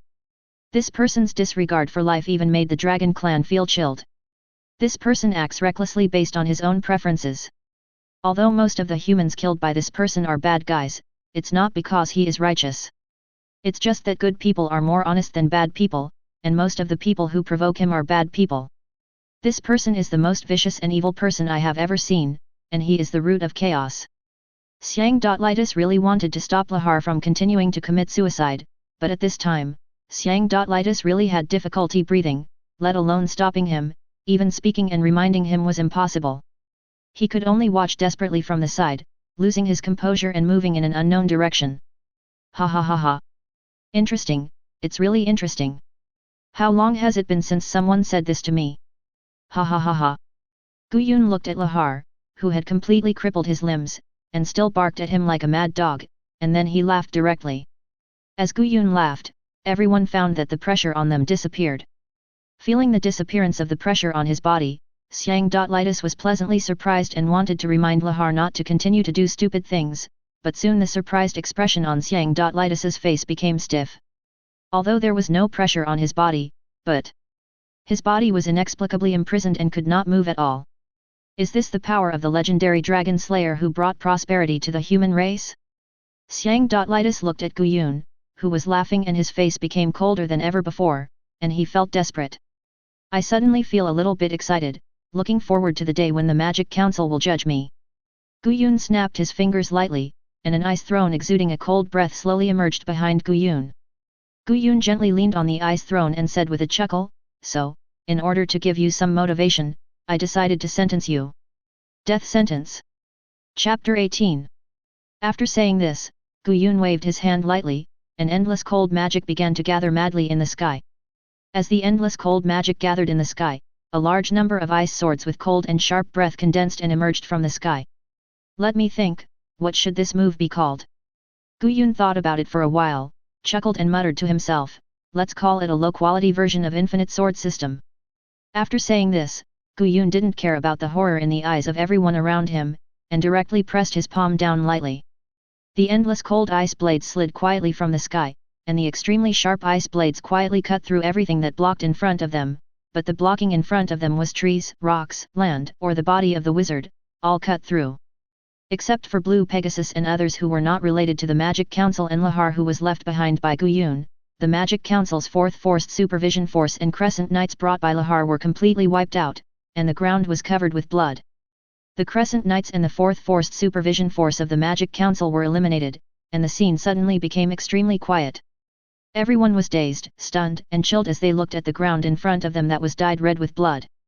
Lahar, who had been barking at Guyun just now, was trembling and speechless at this time. Lahar, who did not know Guyun's identity and past, had never thought that Guyun could do such a thing, taking away the lives of thousands of people. Similarly, Yayi and others on the Blue Pegasus side also fell silent when looking at the scene in front of them. What else can they do when they encounter an unprecedentedly powerful existence that they cannot beat no matter how hard they fight? They can only be silent. Xiang Reddies looked at Guyun sitting on the ice throne, and his heart was constantly chilled. This time, whether it was Xiang or the others, their hearts were really chilled. No matter how they described it, it was not as good as seeing it with their own eyes. Although they had found some information about Guyun in the ancient book Magic before and knew what kind of person Guyun was, they were still shocked and trembling when they really saw what Guyun did. However, since things have come to this point, Xiang Litus was too lazy to care about it. Anyway, how bad can it be? The only thing that made Xiang Litus a little fortunate was that he and his companions in Blue Pegasus were not affected. Or maybe this is the root of human inferiority.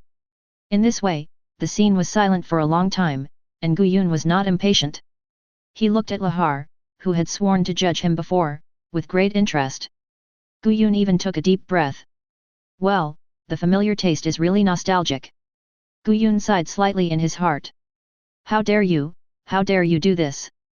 After an unknown amount of time, Lahar, who had collapsed on the ground, came back to his senses. He looked at the bloody ground in front of him with bloodshot eyes and asked with a hoarse and trembling voice, "These are the lives of thousands of people. How dare you do this? How cold and dark is your heart? Don't you have even a little hesitation? BD, answer me." Hesitation. After hearing Lahar's questioning, Guyun just laughed. Just like ants. Who would hesitate or even cry because they accidentally stepped on a bunch of ants?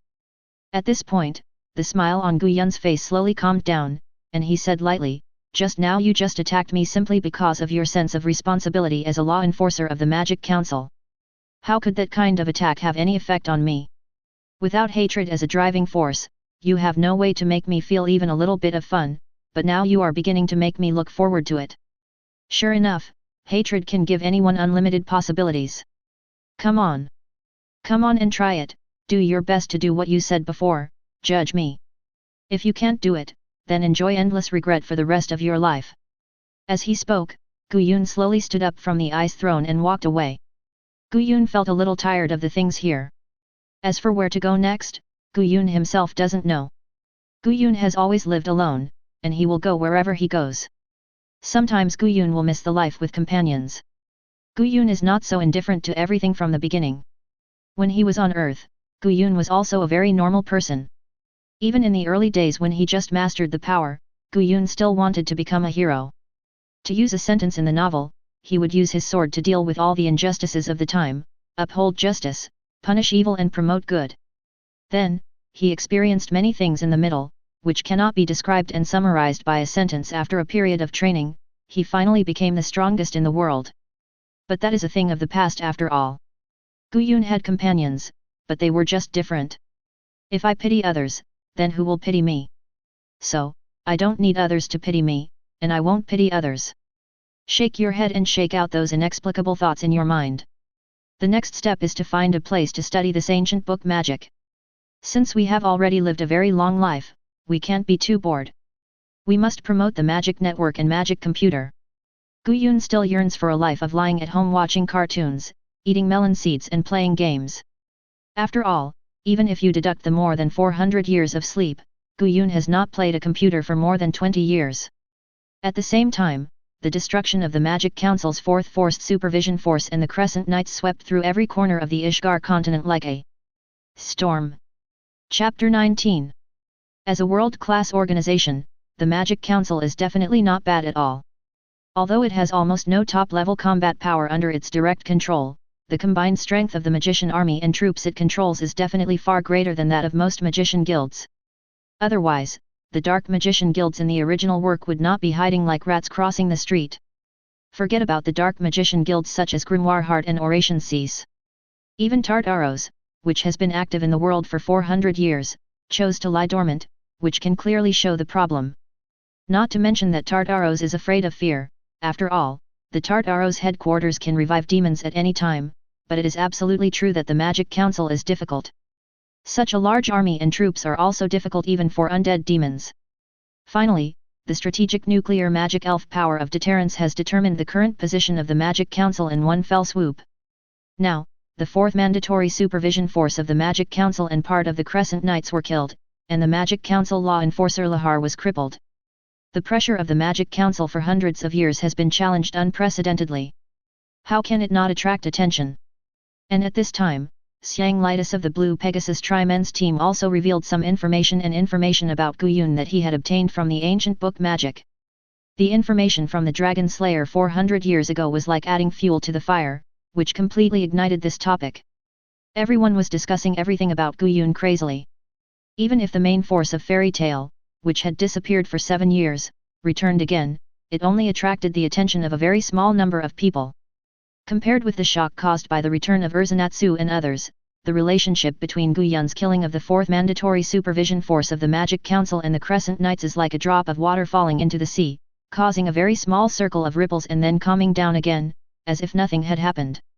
While the outside world was having a heated discussion about the matter between Guyun and the Magic Council, the Magic Council also held an unprecedented serious meeting because of Guyun's behavior and strength. I think everyone already knows the theme of this meeting. The speaker of the Magic Council, an old man with a long white beard and a cowboy hat, looked at the councillors who had already prepared and said seriously, "This time, our Magic Council has been provoked unprecedentedly. If we don't respond, I think our Magic Council's status will be seriously affected. Yes, this matter is too serious, Mr. Speaker. I suggest that we use all the troops of our Magic Council to encircle and kill the so-called Dragon Slayer of 400 years ago, and we must let the world know the determination of our Magic Council." A bald councillor immediately jumped out and gave his own suggestion. "I don't think it's appropriate to use all the troops. Haven't you read the report on the battle in Magnolia?" After hearing the bald councillor's suggestion, a younger councillor sitting opposite the bald councillor objected rationally. The opponent easily crushed Blue Pegasus's Holy 10 Reserve Ichiya Vandalay Kotobuki, and the 4th Forced Supervision Force led by Captain Lahar and part of the Crescent Knights were killed instantly. With this kind of strength, I think no matter how many armies are there, it will not be enough. Even if we really rely on a large number of troops to kill the Dragon Slayer in the end, it will be an unprecedented blow to our Magic Council itself. At this time, another white-haired councillor who looked a little older also nodded in agreement. In Magnolia, our Magic Council had 1,000 troops killed instantly, and the other side was very easy. And currently our Magic Council has about 80,000 wizard troops. If we just pile them hard, it is indeed possible to kill the other side, but our Magic Council's army will also be at least half killed and injured. At that time, our Magic the Council's control over the local area will be greatly reduced, and then it will be really troublesome. In other words, it is very unreliable to rely solely on the army to encircle and kill such a powerful wizard. We need to use stronger and more deterrent forces to make the world quiet again. As the voice of the elderly white-haired councillor fell, the scene suddenly fell into absolute silence. It was unknown how long it took before a slightly hesitant voice sounded. "Do you want to use the magic spirit power? Will this not be too bad? What if the other party is in the city? Do you also need to use the magic spirit power?" If possible, most of the Magic Council members are unwilling to use the strategic nuclear weapon magic spirit power. After all, this is not a single target magic, but a large-scale group magic. Once the Magic Council uses the magic spirit power to do something bad, such as Guyun using the magic spirit power while wandering in a city, then what kind of consequences will be can be easily guessed. At that time, the Magic Council's position will be shaken. No one wants a regulatory organization that takes human life lightly. At that time, everyone will be in danger, and even gather together to overthrow the Magic Council. So even if the magic spirit power is in the hands of the Magic Council, the Magic Council dare not use it easily.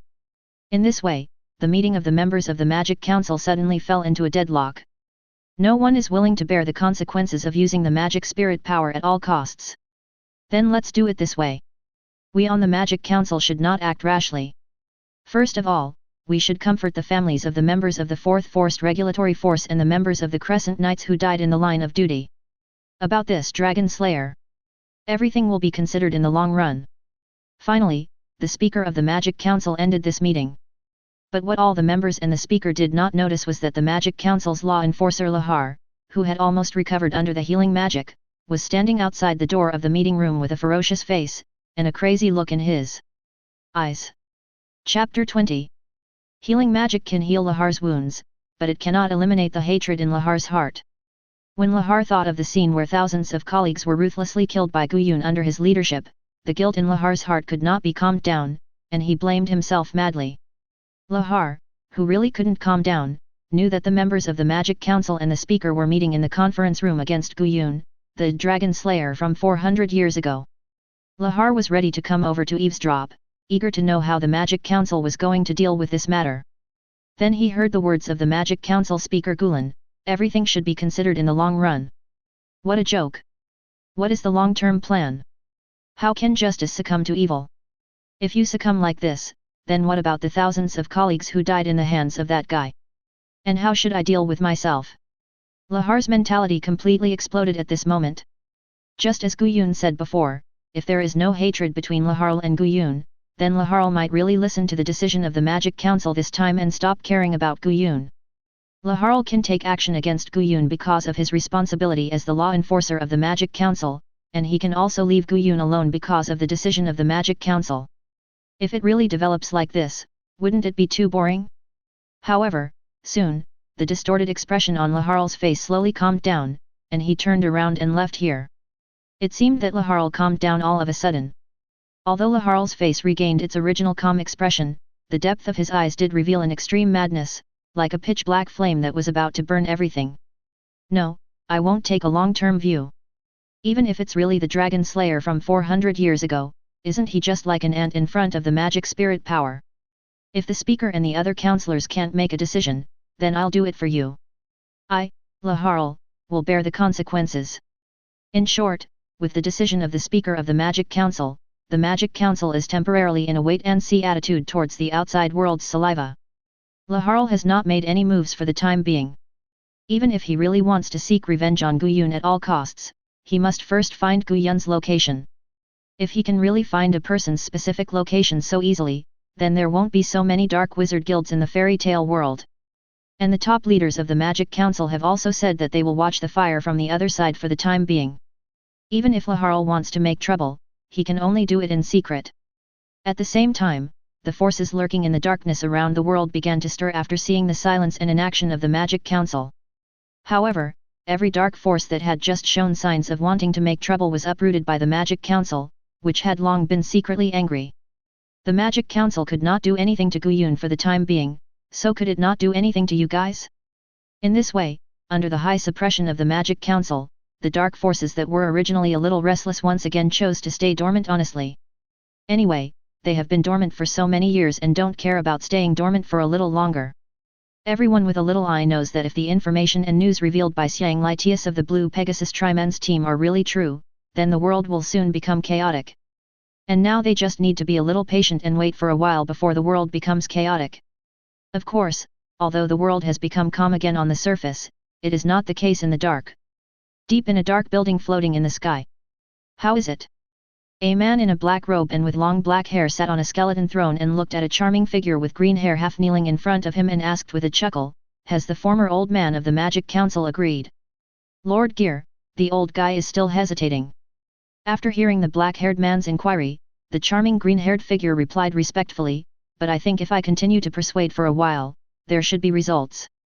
The old guy is also dissatisfied with his current life. Speed up, Kyoka. The black-haired man nodded, looked at the news in the newspaper in his hand, and chuckled, now the world is really becoming more and more interesting, so interesting that even I, the Hades Mard Gear, can't help but want to join in the fun. Dragon Slayer? Just a human. Western Continent, Albaraz Empire Dragon Slayer. Guyun, is that you? A woman wearing a black cape, holding a white antler-shaped wand with black spots, with crimson hair and a face that looks strikingly similar to the fairy queen Urza Scarlet, murmured in a slightly daze, I regret it. But is it any use to regret it now? It's probably too late. Compared to the outside world that is constantly turbulent because of her own affairs, Gu Yun's side is much more normal. It is still the same as before. The only difference is that Gu Yun spends most of his time studying magic. After all, the ancient book magic obtained from Blue Pegasus Trimen's team member Xiang Laertes once again triggered Gu Yun's otaku soul, so after leaving Magnolia, Gu Yun spent most of his time on ancient book magic in addition to rushing on the road. How to make ancient book magic more like a qualified computer, this is Gu Yun's first stage. Goal. Chapter 21. However, the most difficult goal is the first one. After all, Gu Yun was not a professional when he was on Earth. His understanding of computers was only about how to use them, not how computers are specifically made. The most important thing is that Gu Yun's impression of computers is a technological thing. It is indeed quite difficult to realize it in the magical world of fairy tale. The ancient text magic has completed the most basic general structure, but there are still many things that Gu Yun needs to study by himself, looking for magic texts or magic codes that can be replaced. In addition to the first goal of realizing the computer of the technological world in this magical world, Gu Yun also needs to study the network of the magical world, so that it can completely change the era of magic network. At that time, he will take a little lead and promote the development of entertainment in this era, so that Gu Yun can return to the life before crossing, eating, drinking, playing games, reading novels and anime at home all day long. This is a relatively complicated task. Gu Yun has no way to make the picture in his imagination appear in the fairy tale world in a short time. In addition to taking a certain amount of time every day to study and perfect the magic of ancient documents, all Gu Yun needs to do is to enjoy life. 400 years ago, Gu Yun was always under high pressure and didn't enjoy much. Either studying magic or studying magic power, and then fighting with powerful dragons, there was no time to enjoy leisurely, especially after Gu Yun luckily killed a dragon. As for why Gu Yun has white hair, it is because he has to passively overdraw his vitality and fight with the entangled dragons. When Gu Yun was studying magic and practicing magic power, he had the idea of having some life-saving trump cards because of those immortal cultivation fantasy novels on Earth. After all, many protagonists in novels can have various life-saving trump cards and fight back against adversity. Gu Yun felt that he also needed a life-saving trump card like the protagonist in the novel. The easiest way to understand it is to gain strength by overdrawing vitality, and because magic and vitality are closely related in the fairy tale world, this is also very easy to achieve. In addition, the time was really tight at that time. Gu Yun directly studied a magic that gained extremely huge magic by overdrawing the vitality in the body, and finally, under the repeated pressure of the dragon, he broke out. Directly consuming a large amount of vitality to convert into extremely high-quality magic with the raise nan that combined the wind attribute change and the fire attribute change, he killed the first dragon, which shocked the world in the end, but also completely angered the high-ranking dragons. What happened afterwards was the same as the protagonist of the evil fantasy novel. Gu Yun and the dragons fled and fought all the way, and became stronger all the way. In the end, the dragons that crushed him at the beginning were completely crushed by him without knowing it. Haha, now that I think about it, I might really have the aura of a protagonist. But my hair has turned completely white without me noticing, and even if my lifespan is greatly extended now, it can't recover. Sitting on the snack street in the capital of the kingdom of Fiori, Gu Yun murmured to himself while drinking afternoon tea, it doesn't matter. White hair makes me look more elegant. And if I hadn't developed the magic of overdrawing vitality at the beginning, I wouldn't be sitting here drinking tea leisurely now. After leaving Magnolia, Gu Yun didn't know which places in the fairy tale world were more interesting. There was no detailed introduction to the map in the original book, so Gu Yun decided to come to the capital of the kingdom of Fiori to take a look. As the capital of a country, it must be one of the most prosperous cities in the country. Since it is one of the most prosperous cities, there must be a lot of interesting things. So after not deciding where to hang out, Gu Yun decided to go to the capital of the kingdom of Fiori to take a look. Facts have proved that Gu Yun's decision was not wrong at all. The kingdom of Fiori is more prosperous than Gu Yun imagined. As a neutral country, the economic system of the kingdom of Fiori can be said to be very perfect, not to mention the entertainment facilities. Except for the lack of digital technology similar to computer movies, other entertainment facilities on Earth are basically available here, and even more interesting than on Earth because of magic. As for the money you need to pay to enjoy life, Gu Yun doesn't need to worry about this problem. When he left Magnolia, Gu Yun had already considered the issue of money. He went directly to the vault of the current representative guild of Magnolia, the Twilight Ghost, and emptied the vault of the Twilight Ghost.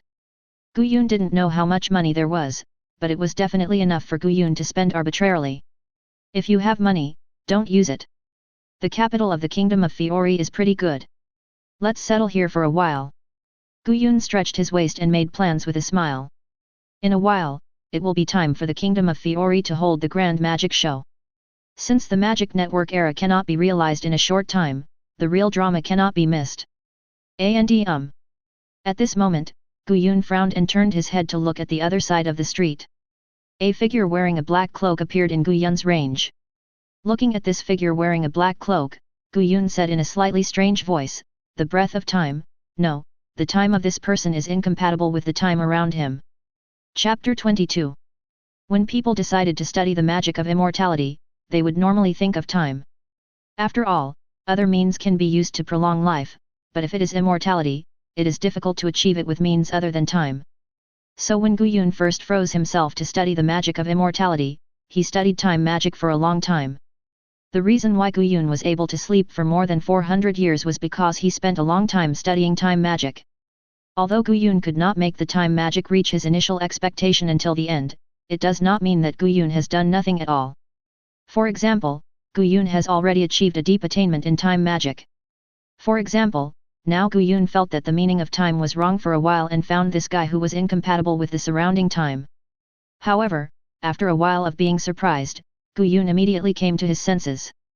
Since the kingdom of Fiori has begun to prepare for the great magic director Washu, the person who appears now should be Rogue 7 years later. Although it takes a long time to update each plot from the beginning to the end and then to the beginning of the next plot in the original work, in fact, if you really count it in the animation, the time in the animation is not long. In the original work, from the return of the main force of fairy tale 7 years later to the beginning and end of the Key of Time chapter and finally to the beginning of the Great Demon Director Wu chapter, it will definitely not exceed a month. Therefore, it is not impossible for the Shadow Dragon Slayer Rogue Cheney to appear here 7 years later. He may even have appeared long ago and has fooled the Emerald Princess of Fiori Kingdom. Gu Yun looked at the future rogue standing on the other side of the street and thought about it, then turned around and drank his afternoon tea again. Although he was a little surprised that he would meet the future rogue here, it did not arouse Gu Yun's interest. The next things naturally became simple. Originally, Gu Yun planned to travel around the world, but after getting the ancient magic book from Blue Pegasus Tri-Men's member Xiang Laertes, Gu Yun decided to find a good place to settle down and enjoy life while studying and perfecting the magic of the ancient book. The conflicts between Gu Yun and the Magic Council in Magnolia made Gu Yun a person in the limelight, and the name of the Dragon Slayer spread throughout the continent again. Some believed it, while others disdained it. But in fact, few people knew what Gu Yun looked like. The Magic Council decided to wait and see for the time being. Naturally, it was impossible to post Gu Yun's appearance to the whole world. Blue Pegasus and Fairy Tail were also very honest and did not make any moves. Of course, except for a hot-blooded BD who wanted to challenge Gu Yun and ask about the news of the Fire Dragon King Igneel. And the attention of this hot-blooded BD was soon diverted to Lucy's sister who came with the accessories of the Key of Time. The chapter of the original Key of Time finally unfolded. Well, from the beginning to the end, it had nothing to do with Gu Yun. Gu Yun's daily life was a straight line.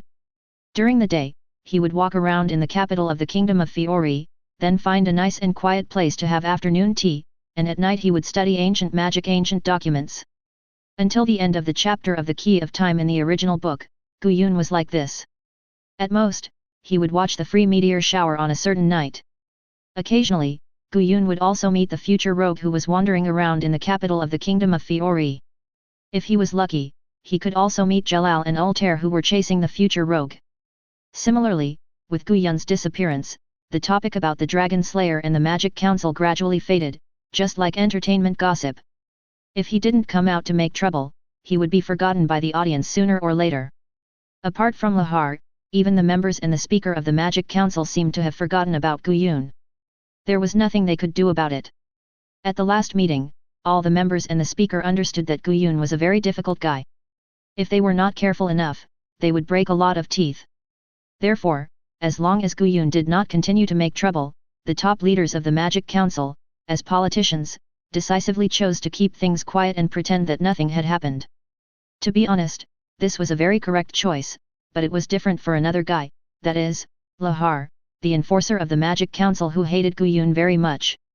As one of the few people who knew what Guyun looked like, Lahar secretly asked the people of the Magic Council to look for Guyun in secret from the first day he returned to the Magic Council.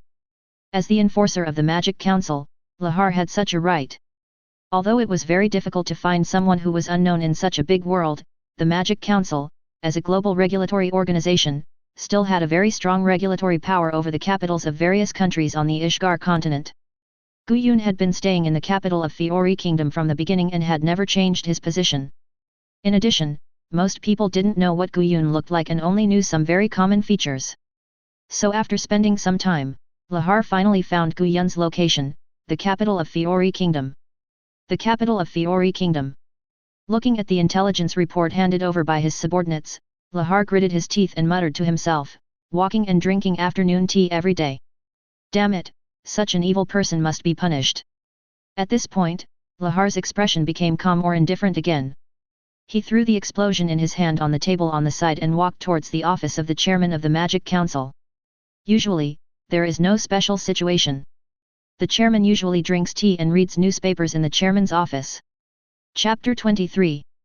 Lahar walked to the door of the chairman's office of the Magic Council slowly and knocked gently. Everything was no different from usual, at least on the surface. Except for what happened in Magnolia last time, there was nothing particularly big happening on the Magic Council side, so after Lahar knocked on the door, he quickly got a reply from the chairman Gulen. Please come in. Gulen opened the door and walked slowly.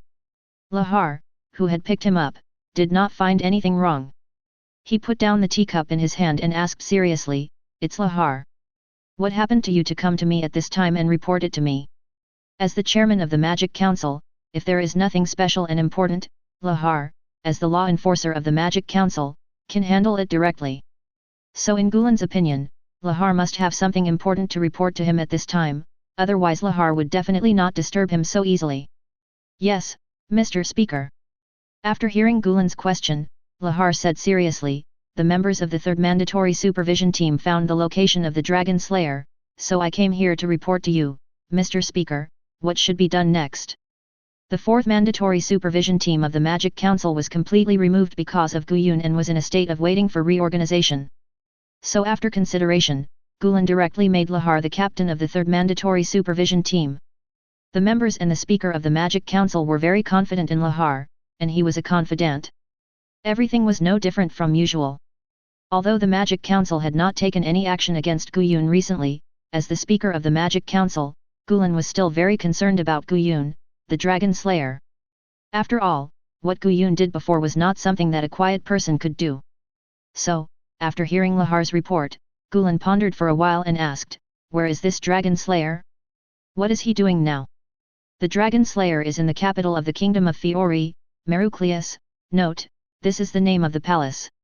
If the name of the capital cannot be found, the name of the palace will be used instead. He is not doing anything dangerous at the moment. His daily activities are basically going out for a walk, drinking afternoon tea, and staying in the rented villa at night. Lahar did not distort Guyun's behavior because of his hatred for Guyun, but reported it directly and truthfully. To some extent, Lahar still has his own insistence on justice, which is gradually twisted.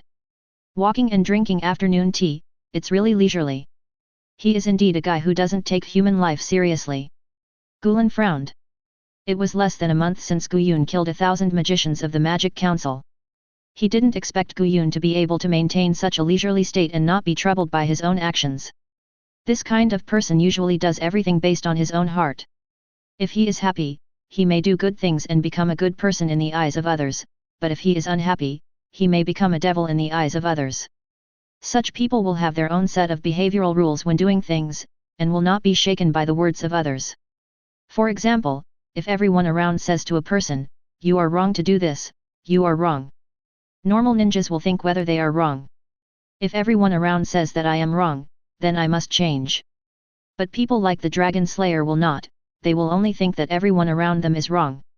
Such people may not really be the kind of demon king who likes to destroy the world, but they are definitely extremely dangerous. In the last second, they may be the savior that everyone is grateful for, and in the next second, they may become the hand that everyone fears, just like the evaluation of the Dragon Slayer in history. It is the Dragon Slayer who brought the prosperity of human magic, but not many people thank the Dragon Slayer, but more people are afraid. Thinking of this, Gulen sighed deeply and exclaimed, really a dangerous person. It seems that we really need to take action. Gulen did not realize that after he said this, a light of surprise flashed in the depths of Lahar's eyes. Let the captain of the First Forced Supervision Force lead the First Forced Supervision Force to the capital of the Kingdom of Fiori, Merucleus, to monitor the Dragon Slayer's every move. If the Dragon Slayer does not have any dangerous behavior, do not act rashly.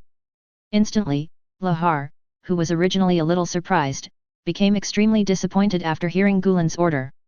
To be honest, Lahar is not the kind of person who does not know how to adapt, but now he is blinded by hatred.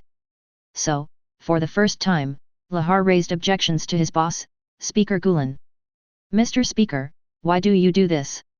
Unconsciously, Lahar looked at Gulen with an indifferent face and asked, I don't quite understand why you let the darkness go and wait until the darkness makes any dangerous moves before taking action. Since you know from the beginning that it is impossible to just give up, why do you have to compromise to a certain extent? Although there have been no big troubles during this period, small troubles have come to us continuously. Isn't it because our Magic Council treats the incident of the Dragon Slayer some time ago as if it never happened? We Magic Council show our strength and the courage to never let go of any darkness, so that those rat scum can know what fear is. Sorry, Mr. Speaker, please take a rest for a while. I, Lahar, will bear all the consequences afterwards. Lahar, you. Chapter 24. In the following period of time, everyone was surprised to find that the Magic Council, which had always felt very calm, suddenly became unprecedentedly radical.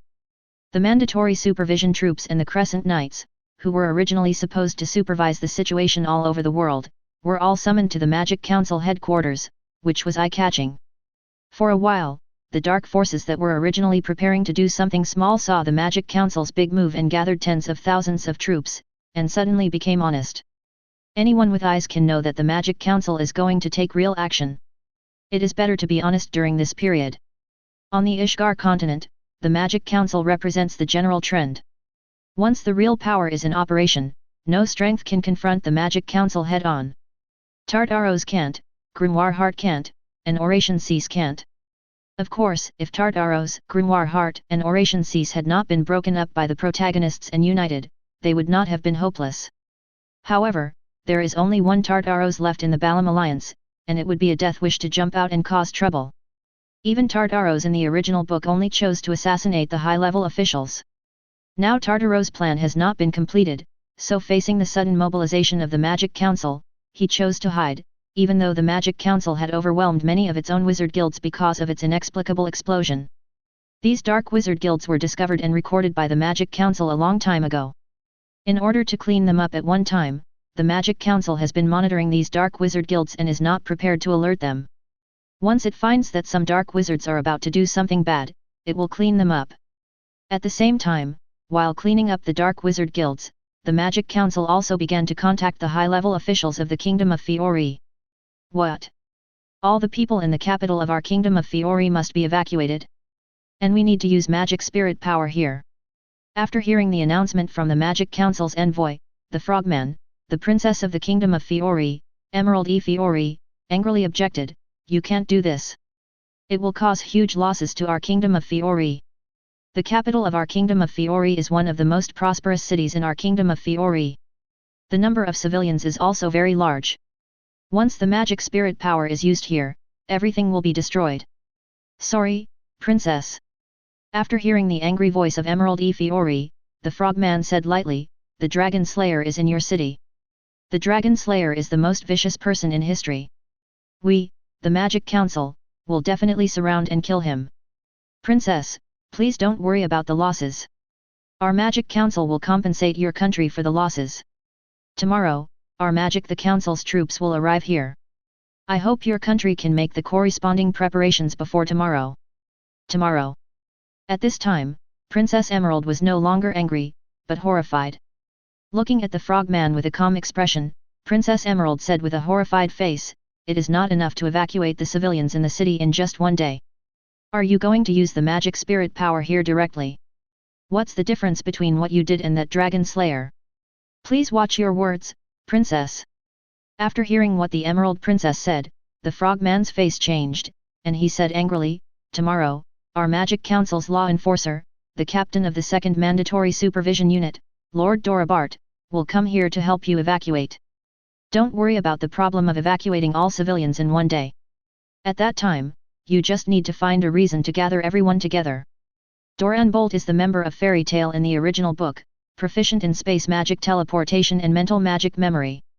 In the original book, because Makarov felt that Fairy Tail's perception on the Magic Council was getting worse and worse, and his friend Yajima was old and would retire sooner or later, he asked Doranbolt, a member of his guild, to erase his memory and sneak into the Magic Council to pass on the news of the Magic Council to Makarov.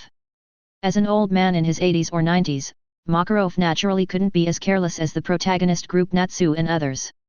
Instead of passively handing everything over to the Magic Council, it is better to control it in his own hands. Once the Magic Council really takes action against Fairy Tail, Makarov is even ready to make Fairy Tail a dark wizard guild.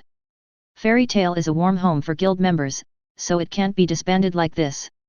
Hearing this, Princess Emerald's mood was barely calmed down. Princess Emerald also roughly understood the idea of the Magic Council. It was nothing more than using Doranbolt's magic to teleport all the civilians of the Kingdom of Fiori away at once, and then take the next step against the Dragon Slayers staying in the Kingdom of Fiori. Since the Magic Council has already done this, what can Princess Emerald object to?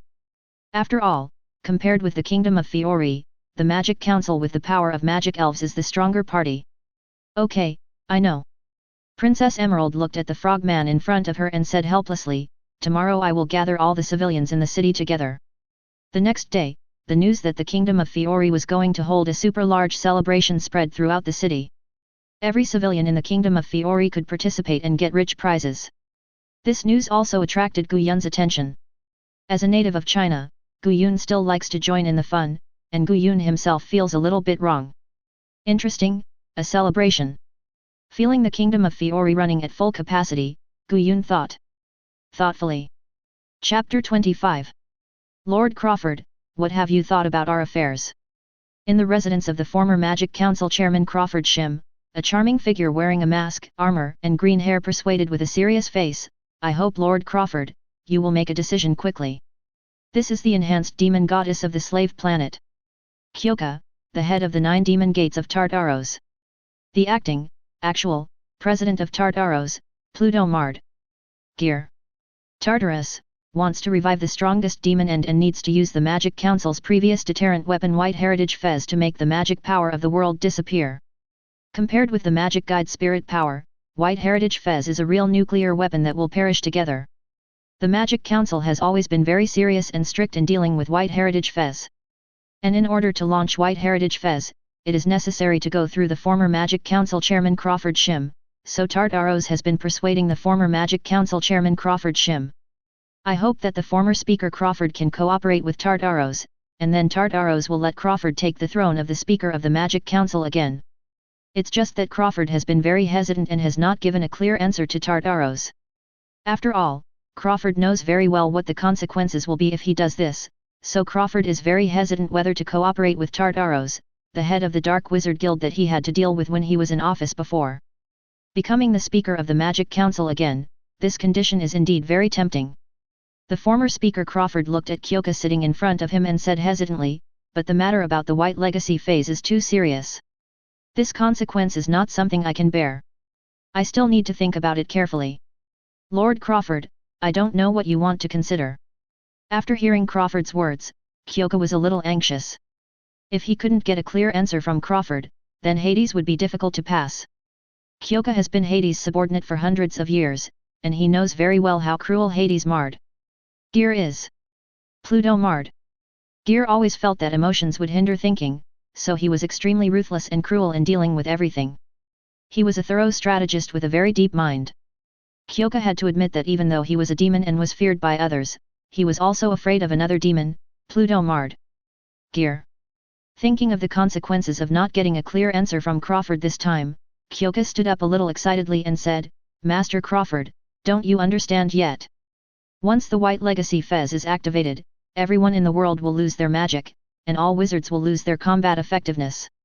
At that time, with the support of us Tartaros, it will be a very simple thing for you to become the chairman of the Magic Council. I really can't understand what you are hesitating about, Master Crawford. This is because. If you say that you will be infamous in history, Master Crawford, you don't have to worry at all. All the heroes and strong men in history are actually not as great as described in history.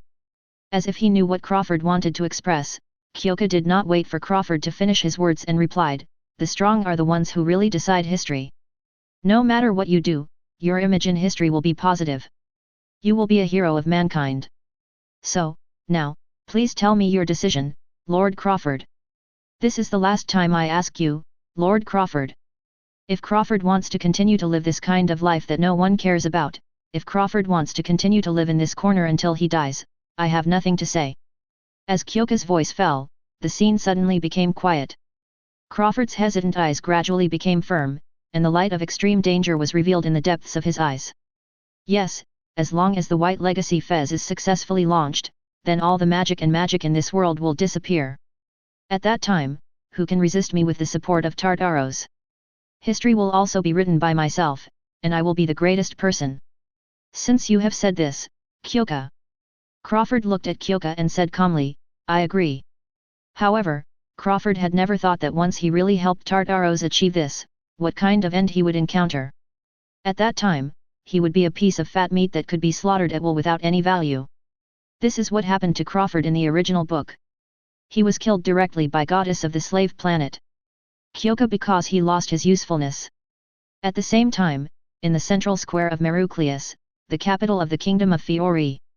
Because of the celebration today, the central square was already crowded with people at this time. Everyone looked at the podium in the middle of the central square with expectation and excitement. Oh, it's really amazing. Basically, more than 90% of the people in the city have gathered here. Gu Yun also stood in the crowd, looking at the podium in the center of the square with a little interest. Compared with the crowded situation of others, Gu Yun's side was much more relaxed. Then, in the expectation of everyone and Gu Yun's surprised eyes, a man wearing a white robe of the Magic Council law enforcer and a scar on his face stood on the podium. This is the law enforcer of the Magic Council, the captain of the 2nd Forced Supervision Unit, and the member of the Fairy Tale Guild. Door unbolt. If you enjoyed this video, please give it a like and subscribe to the channel so you are notified of future uploads. You can find the next parts in the playlist visible on the screen or on my channel. Thank you for watching, and I'll see you in the next one.